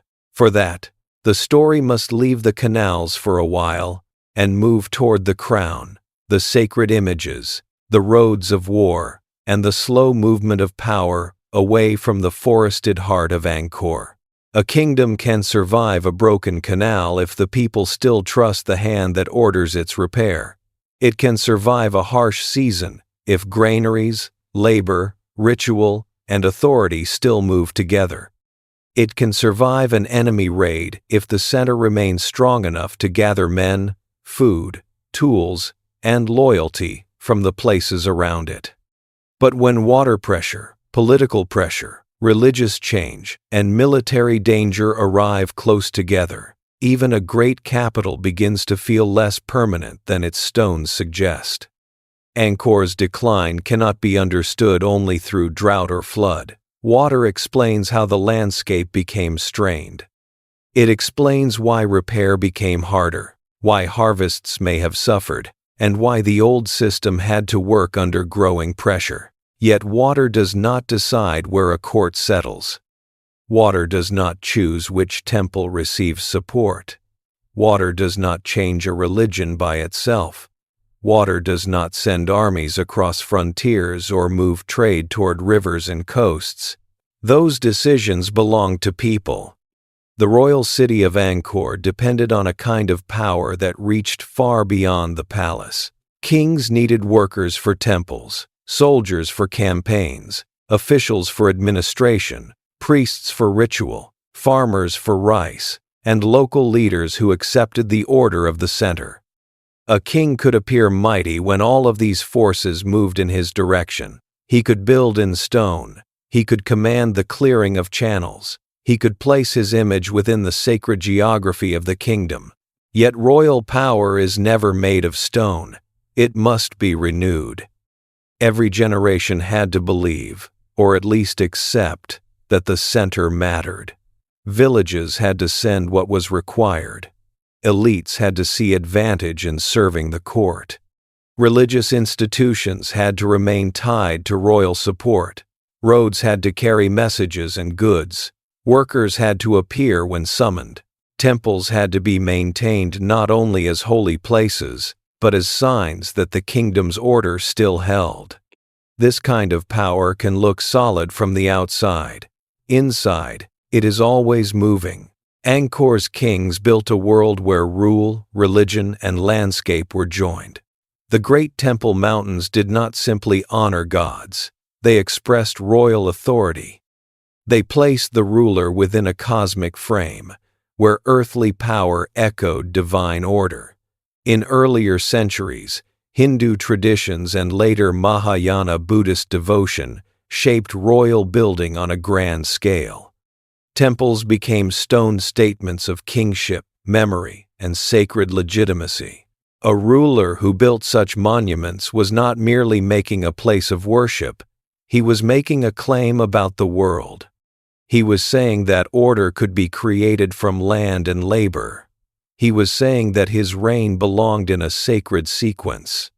He was saying that his power reached beyond the body, beyond a lifetime, into the realm of gods, ancestors, merit, and cosmic design. The temple was both devotion and declaration, but declarations depend on listeners. If the old royal religious system began to change, the meaning of such declarations changed with it.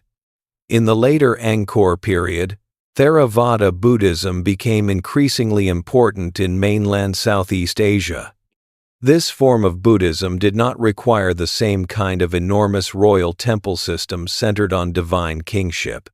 It placed greater emphasis on monastic communities, merit-making, ethical life, and teachings that could move through society in ways less dependent on a single king presenting himself as the axis of the universe. That shift did not destroy Angkor in a simple way. Religion rarely works like a hammer striking a wall. Rather, it can change how people imagine authority, devotion, obligation, and sacred value. A farmer making merit at a monastery might not need the same relationship to a royal temple institution that his ancestors had known. A monk teaching in a local setting might carry spiritual authority without needing a vast stone monument supported by royal administration. A ruler could still patronize Buddhism, but the older link between king, temple mountain, state ritual, and labor organization may have softened. This matters because Angkor's monumental world required enormous support. Temples needed people to maintain them. Land grants, workers, rice, oil, cloth, ritual objects, and service groups were all part of the religious economy. Earlier inscriptions show temple institutions tied to labor and resources in detailed ways. When religious life changes, the flow of support can change too. Not overnight, not everywhere, but enough to alter the old foundations. A stone temple can remain sacred, even when the political system that built it weakens. Angkor Wat itself shows this clearly. It did not simply become meaningless after the old imperial order faded. It continued as a Buddhist sacred site. Monks, pilgrims, and local communities kept it within living religious memory. That survival is important because it reminds us that Angkor's fall was not the death of all spiritual life there. Some sacred places endured precisely because they could take on new forms of meaning. Other temples may not have been so fortunate. A royal foundation tied closely to a specific king, a specific cult, or a particular support network could become vulnerable if that network weakened. The stones might remain, but the daily life around them could fade. Lamps might burn less often, repairs might come late, workers assigned to temple duties might no longer serve in the same way. Offerings might decline. A corridor might still stand, but the institution behind it could shrink. This is one way a city can lose power without losing all memory. The religious transformation also may have affected how people thought about kings. Earlier royal ideology often connected kingship with divine or semi-divine order. Theravada Buddhist ideas could support kings too, but in a different moral language. A king was expected to be righteous, generous, and protective. His legitimacy could rest less on presenting himself through vast temple mountains and more on merit, patronage, and moral rule. That could make power more flexible. It could also make the older monument-centered system less central. A society does not need to reject its past for its center of gravity to move. People may continue honoring old sacred places while organizing new devotional lives elsewhere. They may still remember royal greatness while no longer feeding the same institutions at the same scale. The change can be gentle in daily practice and enormous in historical result. At Angkor, religious change met political pressure. To the west, the kingdom of Ayutthaya rose in what is now Thailand. It became one of the major powers of mainland Southeast Asia. Its growth placed pressure on the Khmer world. Later traditions and historical accounts speak of attacks on Angkor, including a major capture in the 15th century. The exact details are debated, as they often are for this period, but the broader reality is clear enough. Angkor did not decline in isolation. It existed in a region of competing states.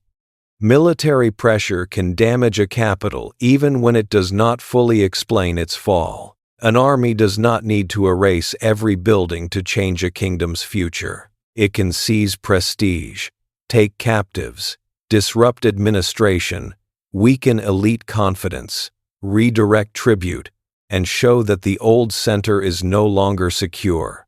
If a capital has already been strained by water problems and internal change, outside attack can deepen the wound.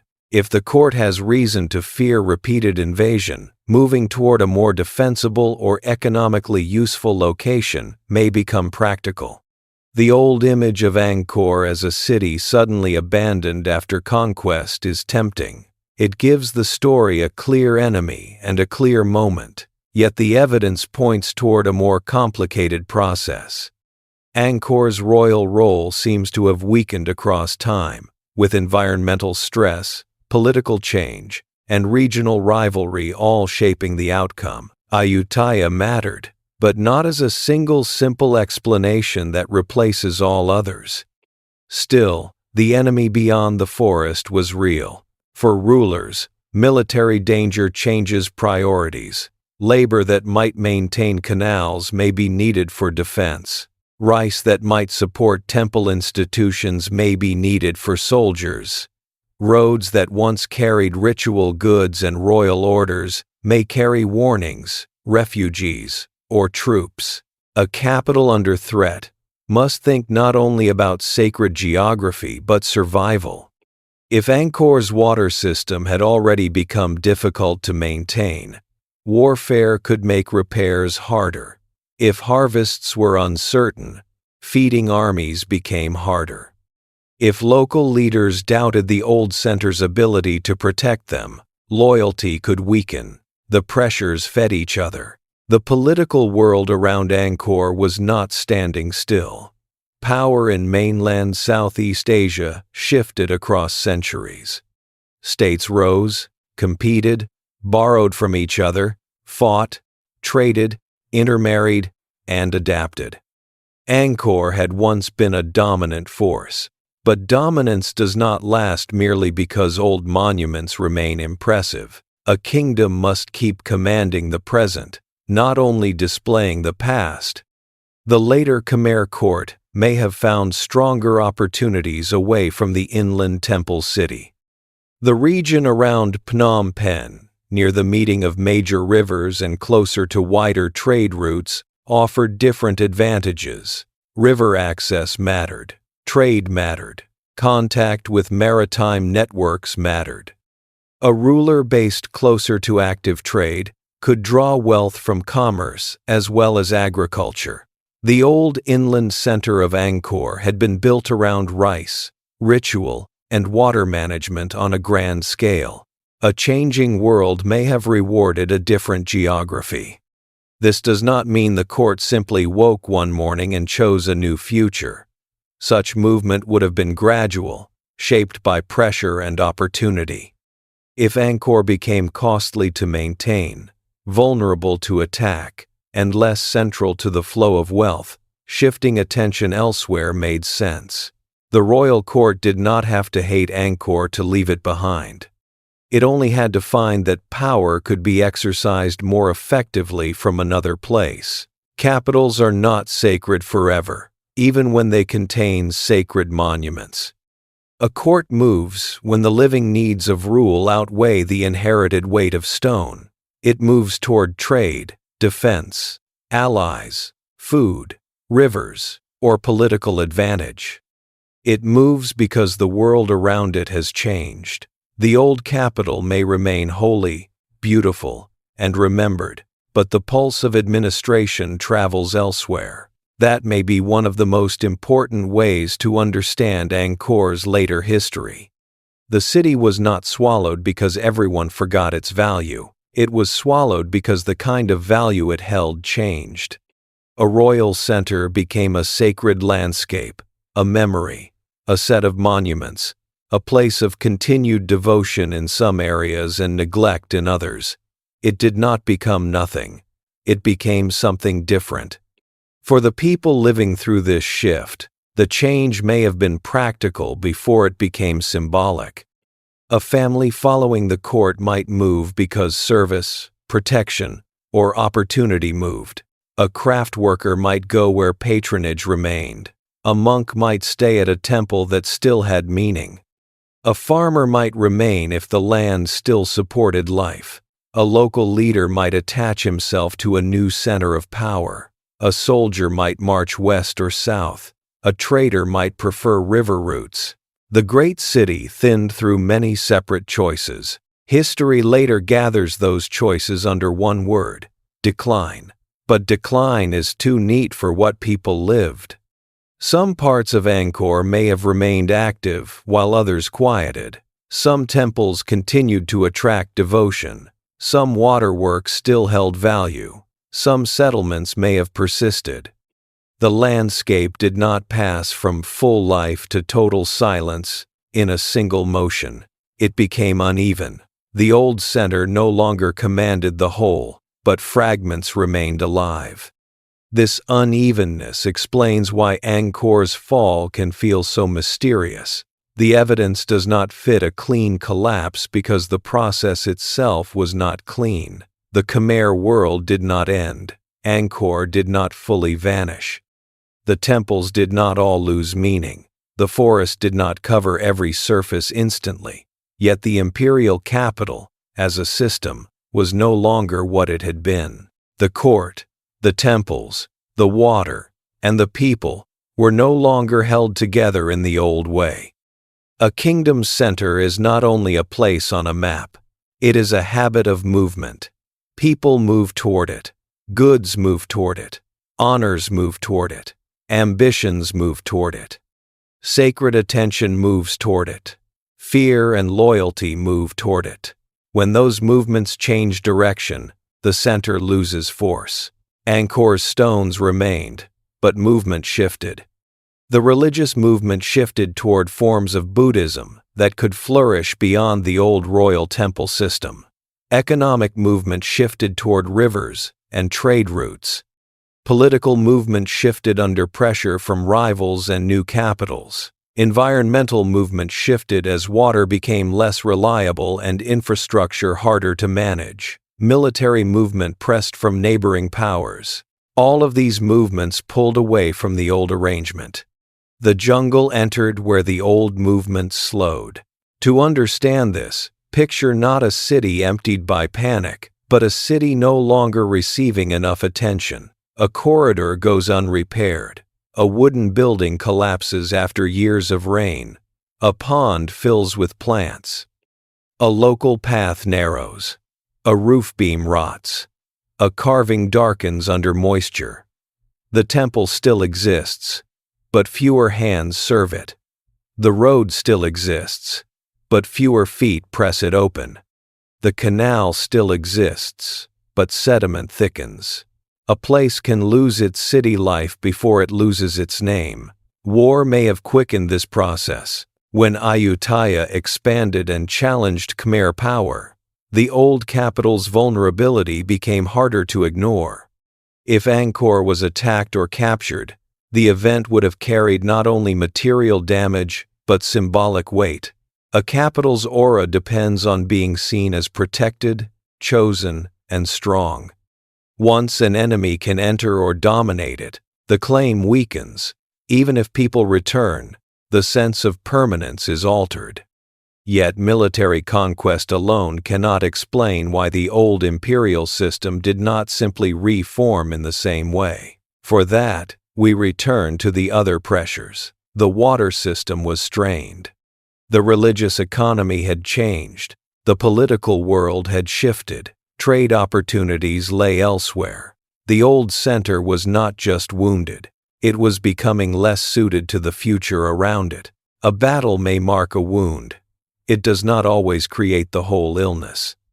This is why the phrase, "nobody knows why it fell," remains partly true, even after so much research. Scholars can identify pressures. They can show evidence. They can build strong arguments. But assigning exact weight to each cause is difficult. Was water stress the main force that weakened Angkor before attack? Did religious change reduce the labor structure needed for temples and infrastructure? Did warfare force the court to leave? Did trade make another capital more attractive? Did political fragmentation begin before the external pressure became decisive? The answer may be different depending on the decade, the region, and the people being discussed. A royal official might have described the crisis one way. A monk might have seen it differently. A farmer living near a failing channel might have named water first. A soldier might have named Ayutthaya. A merchant might have looked toward river routes. A temple worker might have noticed declining support. A court insider might have spoken of succession, rivals, or strategy. Each would have been telling a truth from one place inside the change. This is the difficulty of writing about Angkor's fall. The past does not leave one witness. It leaves layers. The historian must resist the desire to flatten them. The crown mattered because royal authority organized the old system. The temples mattered because they embodied sacred and political order. The enemy mattered because external pressure can break confidence and resources. Religion mattered because it changed the pattern of devotion and institutional support. Trade mattered because power often follows wealth. Water mattered because every part of the society depended on it. None stands alone. At Angkor's height, these forces strengthened each other. Kings built temples. Temples received resources. Waterworks supported rice. Rice supported labor. Labor supported royal projects. Royal projects strengthened sacred authority. Sacred authority helped organize society. Society maintained the landscape. The loop turned for generations. In decline, the same loop may have reversed. Water stress reduced agricultural reliability. Reduced reliability made labor and support harder. Weaker support made temple and infrastructure maintenance harder. Weaker maintenance increased water stress. Political pressure forced new priorities. Religious change reduced dependence on older royal structures. Military danger weakened confidence in the capital. Economic shifts made other locations more attractive. The system that once reinforced itself began to drain away from itself. Such change can be hard to see in the record, because no single part falls at the same speed. A temple wall may last centuries after its institution weakens. A royal name may survive in memory after power moves. A canal may remain visible long after it stops functioning as intended. A sacred site may grow more important in a new religious form even while the old imperial city fades around it. The result is not disappearance. It is transformation. That transformation may have felt different depending on where one stood. From the court, Angkor's decline may have been a strategic relocation, a response to military pressure and economic opportunity. From a village near a failing canal, it may have felt like abandonment. From a monastery at Angkor Wat, it may have felt like continuity. From a neighboring kingdom, it may have looked like conquest. From later foreign visitors, it looked like a lost city in the trees. All of these views can exist at once. A place is never only what one observer sees. This is especially true for Angkor because the surviving stones dominate the imagination. They make us think in terms of royal grandeur. We picture kings and temples, towers and processions. Yet the decline may have been shaped as much by ordinary people's choices as by royal plans. If farmers left certain areas, if local leaders shifted allegiance, if workers no longer maintained channels, if monks carried devotion into smaller networks, the old capital's power would thin from below as well as from above. The crown can command only where enough people still respond. Power often fades first in small delays. A command takes longer to fulfill. A repair needs more persuasion. A tax comes in lighter. A festival draws fewer resources. A distant official is ignored. A local patron becomes more useful than a royal one. These are not dramatic scenes, but they mark the weakening of a state. By the time a capital appears abandoned to later eyes, many such changes have already happened. The temples recorded royal confidence, but they did not record every hesitation. Religious change may have softened some forms of obligation while strengthening others. Theravada Buddhist monasteries could become centers of learning, devotion, and community life without requiring the same monument-building economy.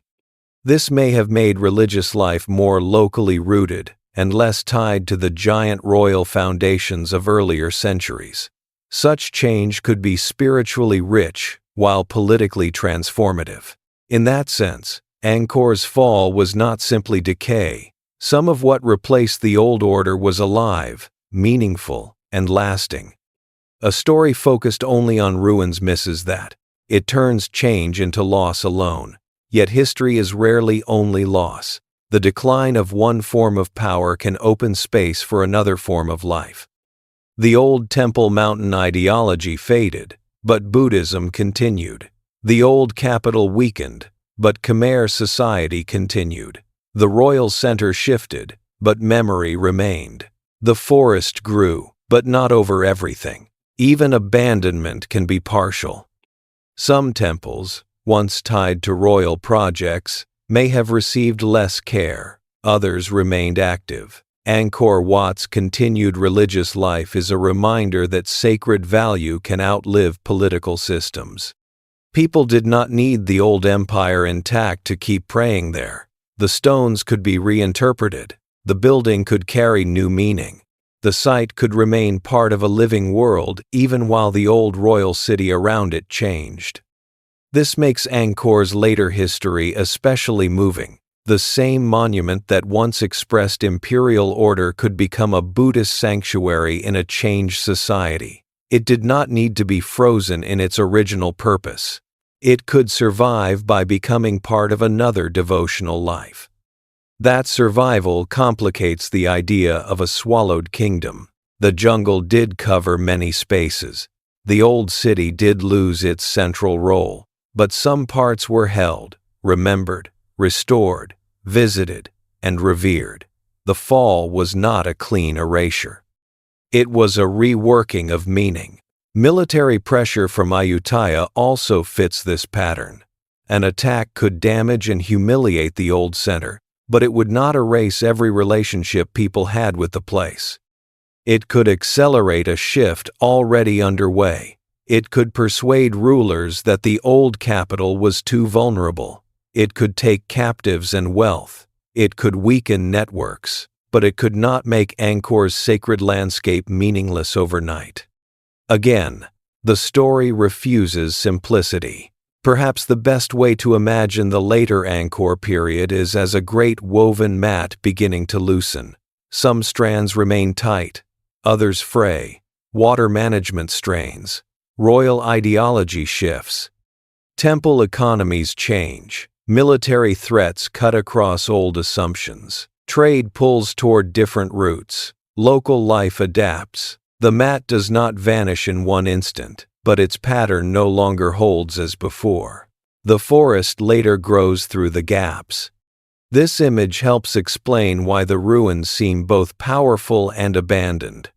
The strongest strands were made of stone and sacred memory. They survived. The weaker strands, wooden houses, daily administration, local roads, perishable tools, routine repairs, vanished more easily. What remains is not the whole mat, but the durable parts of the pattern. The missing parts may matter most. A royal capital is made by its missing things as much as by its surviving ones. The palace buildings, likely made largely from perishable materials, are gone. The homes of common people are gone. Many everyday objects are gone. The voices are gone. The orders, arguments, fears, and practical decisions are gone. What survives best are the religious and elite forms built to endure. That means the evidence naturally favors grandeur. The fall must be reconstructed from traces that were never meant to tell the whole story. A temple inscription may celebrate generosity, not shortage. A carving may show victory, not anxiety. A reservoir may show engineering skill, not administrative strain. A later chronicle may remember conquest, but not the slow environmental trouble before it. Each source has a shape, and that shape affects what we can know. So we must approach the mystery with humility.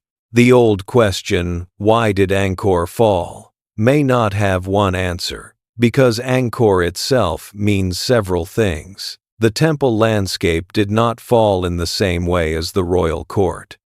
The population did not vanish in the same way as the imperial administration. The religious life did not end in the same way as the old state cult. The water system did not fail everywhere at the same moment. The Khmer world did not disappear because one city lost its central role. What fell was a particular arrangement of power. That arrangement had once made Angkor one of the most astonishing places on earth. It joined water, rice, kingship, labor, religion, and landscape into a vast system. It created temples that still humble the eye. It organized people across distances. It turned seasonal uncertainty into political strength. It placed rulers inside sacred geography. It made the capital feel like the center of a world. Over time, the arrangement became harder to sustain. The crown faced pressure. The temples no longer held the same exclusive role in organizing sacred life. The water system demanded repair under harsher conditions. Neighboring powers challenged Khmer dominance. Trade and political advantage pulled southward. The old capital's meaning changed from command center to sacred memory, from living imperial machine to haunted landscape of endurance. This does not make Angkor's history smaller, it makes it larger. A city destroyed in one day offers shock. A city transformed across generations offers depth. It asks us to think not only about disaster, but about adaptation, memory, movement, and the quiet decisions by which people survive the weakening of old structures. It asks us to see that a civilization can continue even when its greatest city no longer rules. There is a sadness in that, but also a kind of calm. The builders of Angkor wanted permanence. In one sense, they achieved it. Their towers still rise. Their galleries still hold carved stories. Their reservoirs still mark the land. Their city still draws the world's attention. Yet the permanence they achieved was not the permanence they intended. The royal order faded. The living city changed. The stones remained to tell a story different from the one their builders may have imagined. That is often the fate of monuments. They outlive the purpose that made them. They become witnesses to questions their creators did not ask. A tower built to honor a god becomes evidence for historians. A royal temple becomes a national symbol. A sacred moat becomes a clue in a climate study. A road made for imperial movement becomes a faint mark beneath vegetation. The past continues, but it does not obey the meanings first placed upon it. Angkor's later centuries show that power can move while memory stays behind. The court could shift. Trade could shift. Religious life could shift. Yet the old stones remained where they were, waiting through rain, heat, roots, and silence.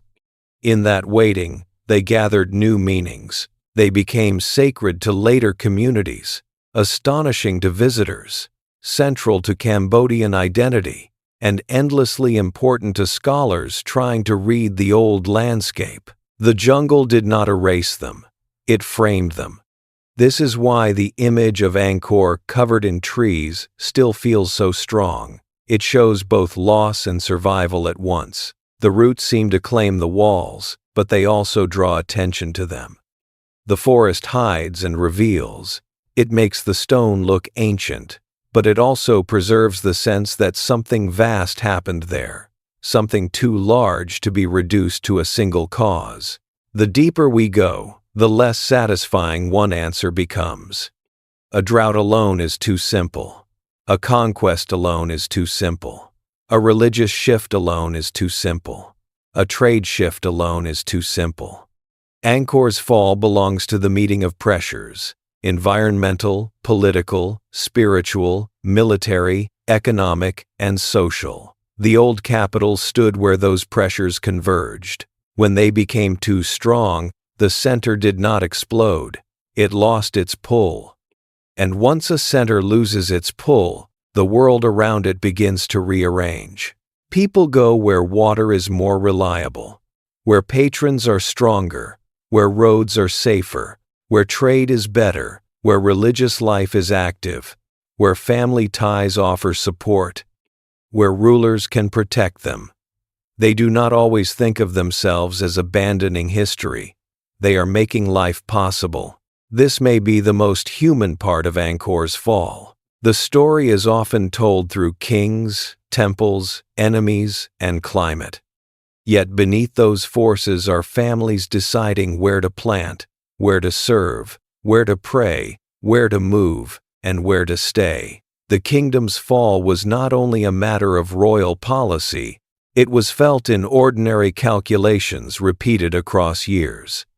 A city becomes a ruin when enough lives stop needing it in the same way. Some still needed Angkor as sacred ground, some still remembered its greatness, some still lived around it, but fewer needed it as the active heart of power. That difference changed everything. By the time later visitors described temples wrapped in forest, they were seeing the result of long rearrangement. The royal machine had slowed, the old water order had weakened, the court had shifted, the sacred landscape had changed meaning. The people had adapted in ways the stone could not fully record. The jungle gave the ending its visible form, but the ending itself had many beginnings. That is why Angkor remains so compelling for a quiet history told late at night. It does not hand us a final answer like a closed door. It gives us corridors branching in several directions. One corridor leads to drought, another to canals, another to kings, another to monks, another to armies, another to trade, another to households whose names are gone. Walk far enough through any one of them, and it leads back to the others. The crown, the temples, and the enemy beyond the forest were not separate from the water. They were part of the same living system. A king needed harvests. A temple needed labor. An army needed food. A monk needed community. A merchant needed routes. A farmer needed water. When those needs could no longer be held together by the old capital, the history of Angkor turned. The towers stayed behind, but the kingdom's pulse moved elsewhere. And once we understand that, the final mystery changes shape. The question is no longer only why Angkor fell. It becomes something more delicate. What does it mean for a kingdom to fall when its people continue, its sacred places endure, and its greatest monuments remain standing beneath the trees? That question carries us toward the last layer of the story, where the jungle is not merely an ending, but a veil over a civilization that changed form without ever fully disappearing. The jungle makes Angkor look like an ending. Roots cross the stones, leaves gather in courtyards, towers rise through branches like memories that refuse to sink completely into the earth. A doorway opens into shadow.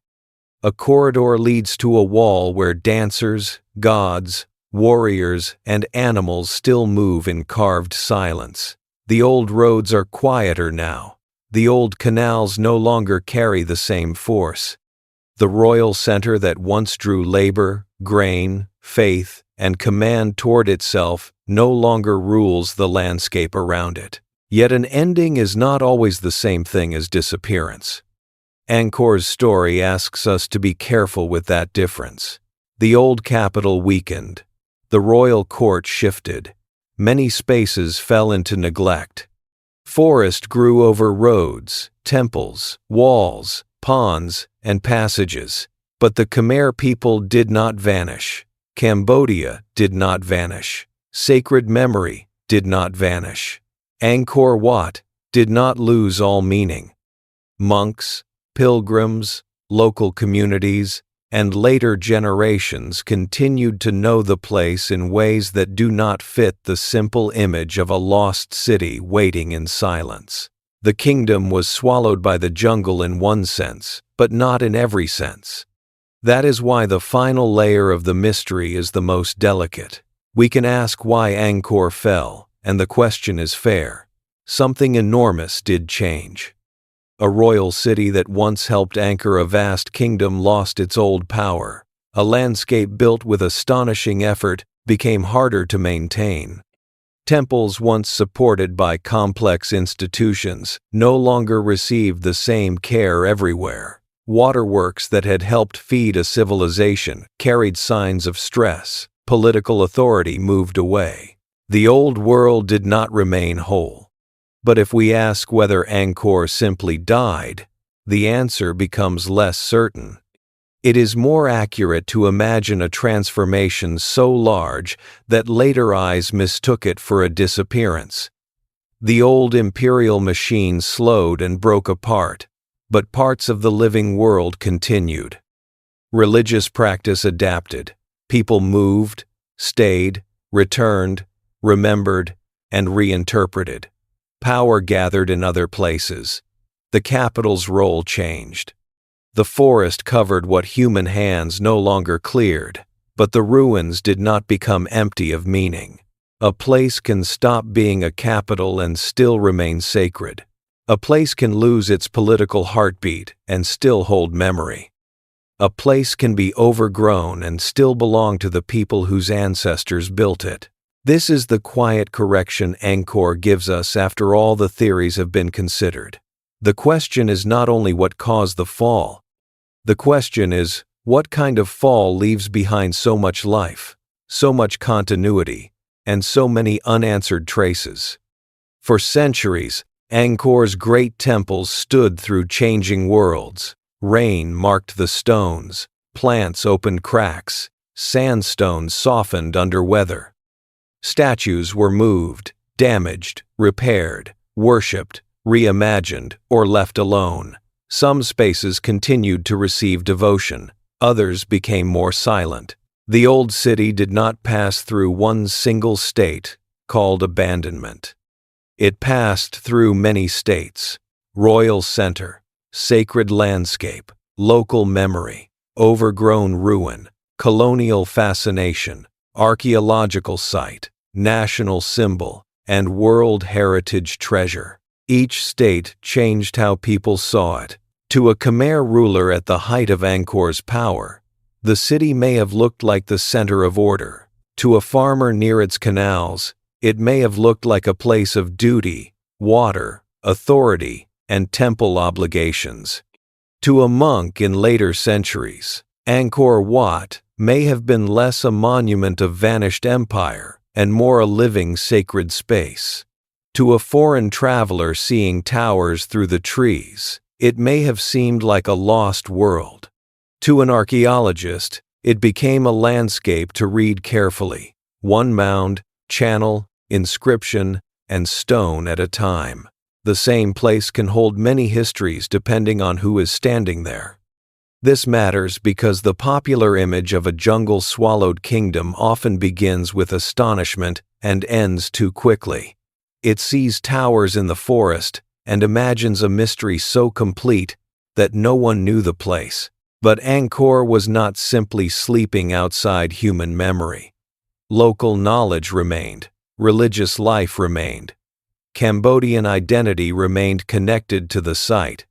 The idea of total rediscovery belongs more to foreign imagination than to the full history of the place. Still, the astonishment is understandable. The ruins are overwhelming. Angkor Wat alone can make the visitor feel small. Its long galleries, broad moat, rising towers, and carved reliefs give the impression of a civilization that believed in order with extraordinary confidence. Angkor Thom, with its gates and stone faces, adds another kind of wonder. Ta Prohm, where roots and walls seem to hold each other in place, creates the dreamlike image of nature and architecture fused into one body. Priya Khan, Bantek Day, Bayon, and countless other sites extend the feeling that the whole region is full of half-visible memory. The mind wants one story large enough to explain it. That desire is natural, but Angkor resists it. Its decline was not a single locked door. It was a maze of pressures. Water stress weakened the landscape that fed and organized the city. Climate swings made repair harder. Political power faced rivals and internal strain. Religious change altered the old relationship between kings, temples, and labor. Military pressure from Ayutthaya and other regional forces threatened the old center. Trade and strategic needs pulled attention toward rivers and new seats of power. Each explanation is real, but none is complete alone. That may be why the question remains alive. Angkor is not mysterious because scholars know nothing. It is mysterious because scholars know enough to see how complicated the answer must be. The old simple stories have weakened. One battle cannot explain everything. One drought cannot explain everything. One religious change cannot explain everything. One king's failure cannot explain everything. The mystery has become richer because the evidence has become richer. Modern archaeology has changed the way Angkor is understood. Earlier visitors focused on temples because temples were visible, durable, and breathtaking. The surrounding city was harder to see. Wooden houses had vanished, paths had faded, fields had changed. Smaller ponds, mounds, and channels lay hidden under soil and vegetation. From the ground, the great temple towers seemed like isolated wonders. New methods helped reveal a broader landscape. Aerial surveys and laser scanning have shown that Angkor was not merely a cluster of monuments. It was an extensive urban world with patterns of settlement, roads, ponds, canals, and water management spread across a wide area. The forest did not hide a few scattered temples. It hid the traces of a complex inhabited landscape. The visible monuments were only the strongest bones of a much larger body. This discovery changes the emotional weight of the ruins. When we picture only temples, Angkor seems like a sacred dream abandoned in the trees. When we picture the wider city, it becomes more human. We begin to imagine neighborhoods, household ponds, work areas, movement, farming, repair, and daily routines. We begin to see that the fall was not only the silence of kings, it was the fading of ordinary pathways, ordinary houses, ordinary tasks, and ordinary dependence on a system that no longer held the same shape. The lost city becomes less like a myth and more like a lived place. That makes its decline more moving, not less. A mythic city can vanish in legend. A lived city changes through human choices. People stay where life remains possible. They leave where it becomes too hard. They follow courts, relatives, roads, monks, markets, rivers, and safer opportunities. They keep some rituals and let others go. They repair some places and abandon others. They remember what matters most to them, not always what later historians wish they had recorded. Angkor's transformation must have been made of such choices. A worker once assigned to clear a channel may have found that the labor demand no longer came, or that his own field needed him more urgently. A family living near a weakening water source may have moved closer to a reliable pond, then later to another settlement. A temple servant may have continued ritual duties with fewer supplies. A monk may have remained in a sacred place whose old royal meaning had shifted into Buddhist devotion. An official may have followed power southward. A trader may have found river routes more useful than inland roads. No single choice ended Angkor. Many choices changed it. The city's fall, then, was not only a failure of buildings, it was a change in movement. Fewer goods moved toward the old center. Fewer commands may have carried the same force. Fewer workers may have maintained certain works. Fewer elites may have invested their ambition there. More attention moved elsewhere. More opportunities opened beyond the old sacred capital. More people may have organized life around different centers. A capital lives by attraction. When attraction weakens, the center fades.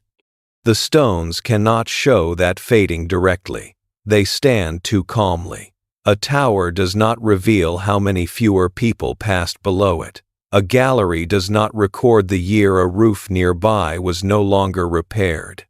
A moat does not say when its meaning changed for those who crossed it. The ruins preserve form better than motion. Yet motion is what made Angkor alive. Archaeology tries to recover motion from stillness. A road line suggests travel. A canal suggests water flow. A pond suggests household use. A mound suggests habitation. A worn threshold suggests feet. A repaired wall suggests continued care. A broken bank suggests strain. A layer of sediment suggests altered flow. None of these alone tells the whole story. Together, they let the sleeping landscape speak in fragments. The fragments tell us that Angkor's ending was uneven. Some areas show signs of long use, others seem to have faded more strongly. Some temples stayed important, others fell deeper into ruin. Some waterworks remained visible but changed function. Some parts of the landscape became forested while others remained open or cultivated. The old capital did not become a single empty shell. It became a patchwork of survival, memory, neglect, and change. This unevenness is one of the reasons Angkor still feels alive. In a fully dead ruin, everything seems to belong to the past. At Angkor, the past and present overlap. Monks in saffron robes may pass near stone built for earlier religious worlds. Tourists walk where royal processions once moved. Restoration workers study blocks laid by builders who lived centuries ago. Trees grow from ancient walls. Cambodian identity, Buddhist practice, national history, and global heritage all meet inside the same landscape. The place did not freeze at the moment of decline. It kept receiving meaning. That is why we must separate two kinds of loss. There was the loss of Angkor as the dominant royal capital. That loss was real. The old power structure faded. The vast water city no longer operated with the same force. The court's focus moved. The empire's old arrangement changed permanently.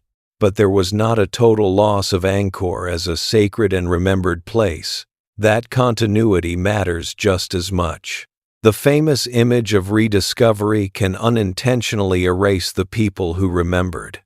Foreign accounts helped bring Angkor to the attention of a wider world, especially in Europe, but they did not create Angkor's importance. They arrived at a place already carrying local knowledge and religious meaning. The ruins may have astonished outsiders, but they were not blank. This is a common problem with lost city stories. They often begin when an outsider arrives. The camera opens on a traveler pushing through vegetation, seeing stones, and realizing something vast lies hidden. It is a dramatic structure, but it can make local memory invisible. It can suggest that history only becomes real when someone from elsewhere writes it down. Angkor deserves better than that. Its story belongs first to Cambodia. The Khmer builders, rulers, farmers, workers, artisans, priests, monks, and communities made the place, maintained it, adapted around it, and carried its memory. Later scholars helped uncover important details, but the deeper continuity of Angkor did not depend on foreign surprise. The temples were not waiting to be given meaning. They already had layers of meaning, some ancient, some renewed, some local, some national, some spiritual. Seeing that continuity does not weaken the mystery. It makes the mystery more honest. The question becomes not, how did everyone forget this place? But how did such a powerful capital change so deeply while still leaving sacred memory and monumental presence behind? That question is more difficult and more truthful. It asks us to think about the difference between political collapse and cultural survival. Political systems can fail, move, or transform. Capitals can be abandoned or reduced. Administrative networks can break. Elites can shift loyalty. Temples can lose patronage. Waterworks can decay. But culture is not a palace gate that closes once. It travels through language, ritual, memory, craft, religion, names, stories, and identity. Khmer civilization continued beyond Angkor's imperial form. This is why Angkor's ruins should not be read as evidence of disappearance alone. They are evidence of an achievement so vast that even its fragments remain world-famous. They are evidence of a state that could organize labor across generations.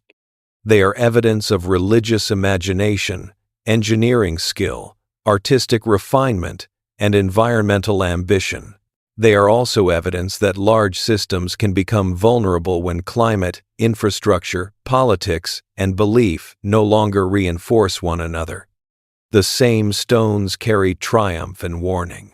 They tell us what people can build when power, faith, labor, and landscape align. They also tell us that no human arrangement, however grand, is outside time. The moat fills and dries. The canal silts. The king dies. The court moves. The road narrows. The roof rots. The ritual changes. The forest enters. The meaning shifts. Permanence is often partial. The builders of Angkor may have hoped stone would carry their world forward. It did, but not exactly as intended. The temples preserved sacred images, royal claims, and artistic forms. They did not preserve every house, every voice, every meal, every fear, every repair, every argument, or every decision that shaped the city's final centuries. Stone remembers selectively. That selective memory is one reason the ruins feel so calm and so incomplete. We can stand before a carved wall and see scenes of divine battles, royal power, and celestial order. But we cannot hear the last ordinary conversation in a wooden house nearby. We can trace a canal, but we cannot know every hand that cleared it. We can identify water stress, but we cannot fully recover the thoughts of the people who watched reservoirs shrink. We can study political shifts, but we cannot hear the private voices of those who chose to leave or stay. The absence is part of the story. A history for sleep tale like this one should not force the ruins to answer more than they can. Angkor has evidence, but it also has silence. Respecting that silence is better than filling it with false certainty. The most honest version of the story lets some questions remain open. Did the water system fail because it became too complex for changing climate conditions? In part, perhaps. Did drought and extreme monsoon events weaken the city's ability to feed and repair itself? Very likely, though not alone. Did Ayutthaya's pressure and attacks help push the old center into decline? Yes, but they were one force among others. Did religious transformation reduce the old royal temple economy?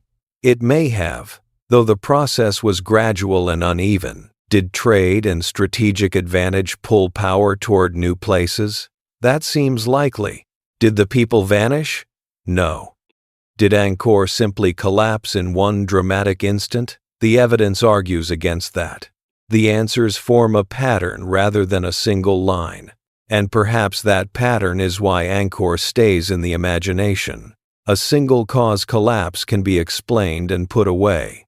Angkor cannot be put away so easily. It asks us to hold several truths at once.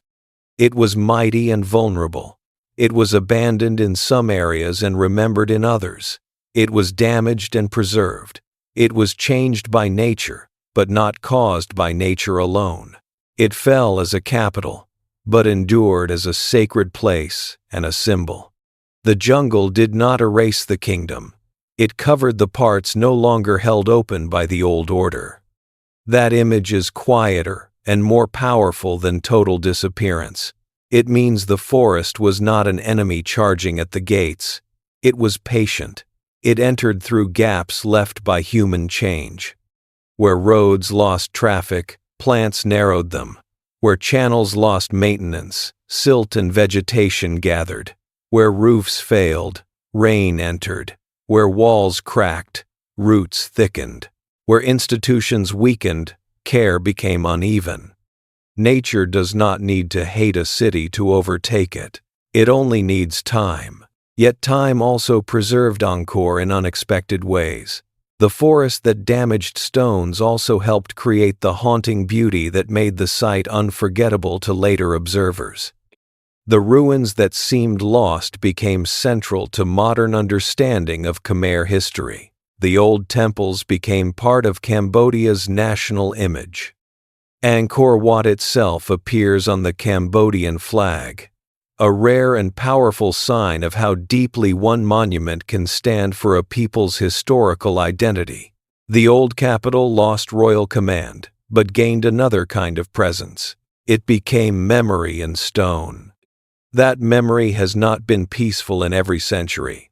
Angkor, like Cambodia itself, has passed through periods of hardship, conflict, colonial rule, war, political upheaval, restoration, tourism, and preservation challenges. The temples are ancient, but their meaning has continued to evolve in the modern world. They are not merely relics from a distant past. They are part of living history, vulnerable to weather, human pressure, conservation decisions, and the needs of the communities around them. Even now, Angkor must be cared for. The ancient lesson returns in modern form. A site survives not because it is famous, but because people continue to protect it, study it, repair it, and respect it. Stone still needs care. Water still matters. Tourism must be managed. Conservation must balance access and protection. Local communities must be part of the story. The old city's survival depends again on attention. The same truth that shaped ancient Angkor shapes its present. A place lives through care. When care was broad, organized, and tied to royal power, Angkor became a vast capital. When care shifted, the forest entered. When modern care returned in new forms, parts of the site were stabilized, studied, and protected. The actors changed, but the principle remained. This gives the ruins a strange continuity across time. Ancient workers once repaired channels and stones for kings and gods. Later, monks cared for sacred spaces through devotion. Local communities held memory. Archaeologists mapped and interpreted. Conservation teams stabilized walls. Visitors, when respectful, help support preservation and global attention. Each age touches Angkor according to its own values. The city is no longer what it was, but it has never stopped being acted upon by human hands and human imagination. That may be the final answer, if Angkor allows any final answer at all. The kingdom was swallowed only if we mean that the old imperial arrangement became hidden beneath forest, silence, and later misunderstanding. It was not swallowed if we mean total erasure. Its people continued. Its sacred center endured. Its art survived. Its memory remained. Its stones still speak. What fell was a system. What survived was a civilization's imprint. The distinction is important beyond Angkor. Many great societies are described as if they simply vanished. The Maya cities of the lowlands, ancient settlements in the American Southwest, Bronze Age palace centers, old capitals swallowed by desert, forest, sea, or myth. These stories attract us because ruins create drama. They let us imagine sudden endings, but often the truth is more human. People move, systems change, cities lose power. Traditions adapt, descendants remain. A ruin is not proof that a people disappeared. Angkor reminds us of that with unusual beauty. Its temples rise like a challenge to forgetfulness. They ask the listener not to confuse silence with absence. They ask us not to mistake forest for oblivion. They ask us not to reduce a living civilization to a lost city fantasy. The stones are beautiful, but the human story behind them is wider than beauty. It includes ambition, skill, devotion, labor, stress, adaptation, and survival. The old title image still holds some truth.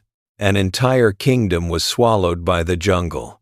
The trees did cover the visible remains of a once powerful center. The forest did make Angkor appear like a civilization overcome by nature. The ruins did become one of the great images of history reclaimed by the earth.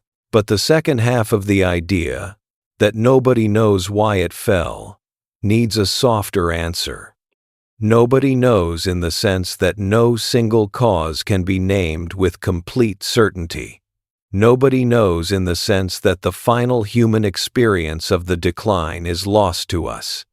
Nobody knows in the sense that the exact balance of drought, flood, war, religion, politics, trade, and local decision-making remains debated. But we are not without clues. The ruins, landforms, inscriptions, climate evidence, and regional history all point toward a layered explanation. Angkor fell because the world that sustained it changed faster and more deeply than the old system could absorb. The rains became less reliable. The waterworks became harder to maintain. The political center faced rivals. The religious order shifted. The economy and geography of power moved. The court found reasons to leave the old inland capital behind. People adapted in countless small ways. The forest entered the spaces where the old arrangement no longer held. That answer is not simple, but it is satisfying in a quieter way. It lets Angkor remain what it truly was, not a puzzle box with one hidden key, but a vast human landscape shaped by centuries of success and generations of change. Its fall was not the opposite of its greatness. It was connected to its greatness. The systems that made Angkor powerful were the same systems that made it difficult to change when pressure came from many directions. A small village can bend quickly. A giant sacred capital bends slowly, and sometimes it cracks. That does not mean Angkor failed in a shallow sense. A civilization that created works of such scale, beauty, and endurance cannot be dismissed as a failure. It lasted for centuries. It shaped a region. It left architecture that still moves people into silence. Its descendants carried memory forward. Its central monument remains one of the most recognized sacred structures on Earth. If anything, Angkor shows how achievement and vulnerability can live together. The same reservoir that shows genius also shows dependence. The same temple that shows devotion also shows the need for labor. The same royal vision that creates order also needs constant renewal. The same landscape that feeds a city can expose its weakness when climate shifts. Angkor's greatness was real, and so was its fragility. In the quiet of the ruins, those two truths are not enemies. They sit together like light and shadow in a stone corridor.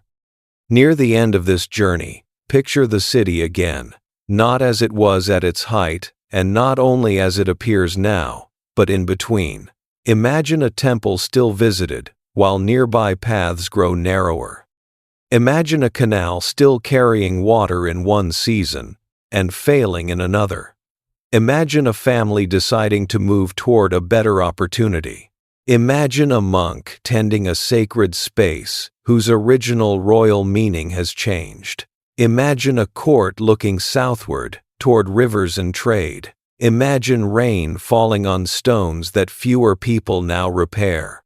This is not a single collapse. It is a long fading of one form of order. Then picture the same place centuries later. The towers still stand. The roots have grown thick. The moat reflects morning light. A visitor walks slowly through a gallery and sees figures carved by hands whose names are gone. A Cambodian child learns that Angkor is part of their inheritance. A monk passes through a sacred space.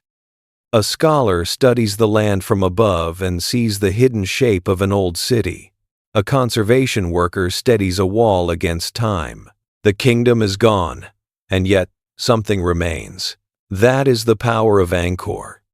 It teaches that history is not only a record of endings, it is a record of transformations that leave traces behind. A capital can fade, but its stones can become a country's emblem. A sacred building can change religions and remain sacred. A water system can fail and still reveal intelligence. A forest can cover a city and still help preserve its mystery. A civilization can lose its old center and still continue through people, memory, and culture. So when we say Angkor was swallowed by the jungle, we should say it gently. The jungle covered the old royal city, but not the whole story. The trees grew over stone, but not over memory completely. The roots entered cracks, but they did not erase the skill of the builders. The silence settled over corridors, but it did not cancel the lives once lived around them. The capital fell from power, but the civilization that made it did not simply vanish into leaves. And perhaps that is why Angkor is still so moving. It does not offer the comfort of a clean answer. It offers the deeper comfort of honesty. Great things can change. Powerful systems can weaken. Human beings can adapt. Sacred places can survive new meanings. The earth can cover what people stop maintaining. Memory can return through stone, story, worship, research, and care. If you have stayed with this quiet journey through the forested stones of Angkor, take a moment to subscribe for more slow history like this, told with patience and respect for the mystery. And before you leave, write where in the world you are listening from, and what time the clock says where you are. It is a gentle thought, imagining this ancient city being heard in many different rooms, under many different skies. Angkor's final lesson may be that the past is rarely as silent as it first appears. It speaks through what survives, and also through what is missing. It speaks through towers, water lines, broken roads, sacred continuity, and unanswered questions. It speaks through the gap between the city that once commanded a kingdom and the ruins that now rest beneath the trees. The stone face in the forest still looks outward. It has watched kings vanish, courts move, religions shift, strangers arrive, scholars measure, roots grow, and generations pass beneath its gaze. It does not tell us one reason for the fall. It offers something slower. It shows us a civilization powerful enough to shape the earth and human enough to be changed by it. The kingdom was not swallowed in a single night. It faded, moved, adapted, survived in fragments, and left behind a landscape where jungle and stone still hold the question together.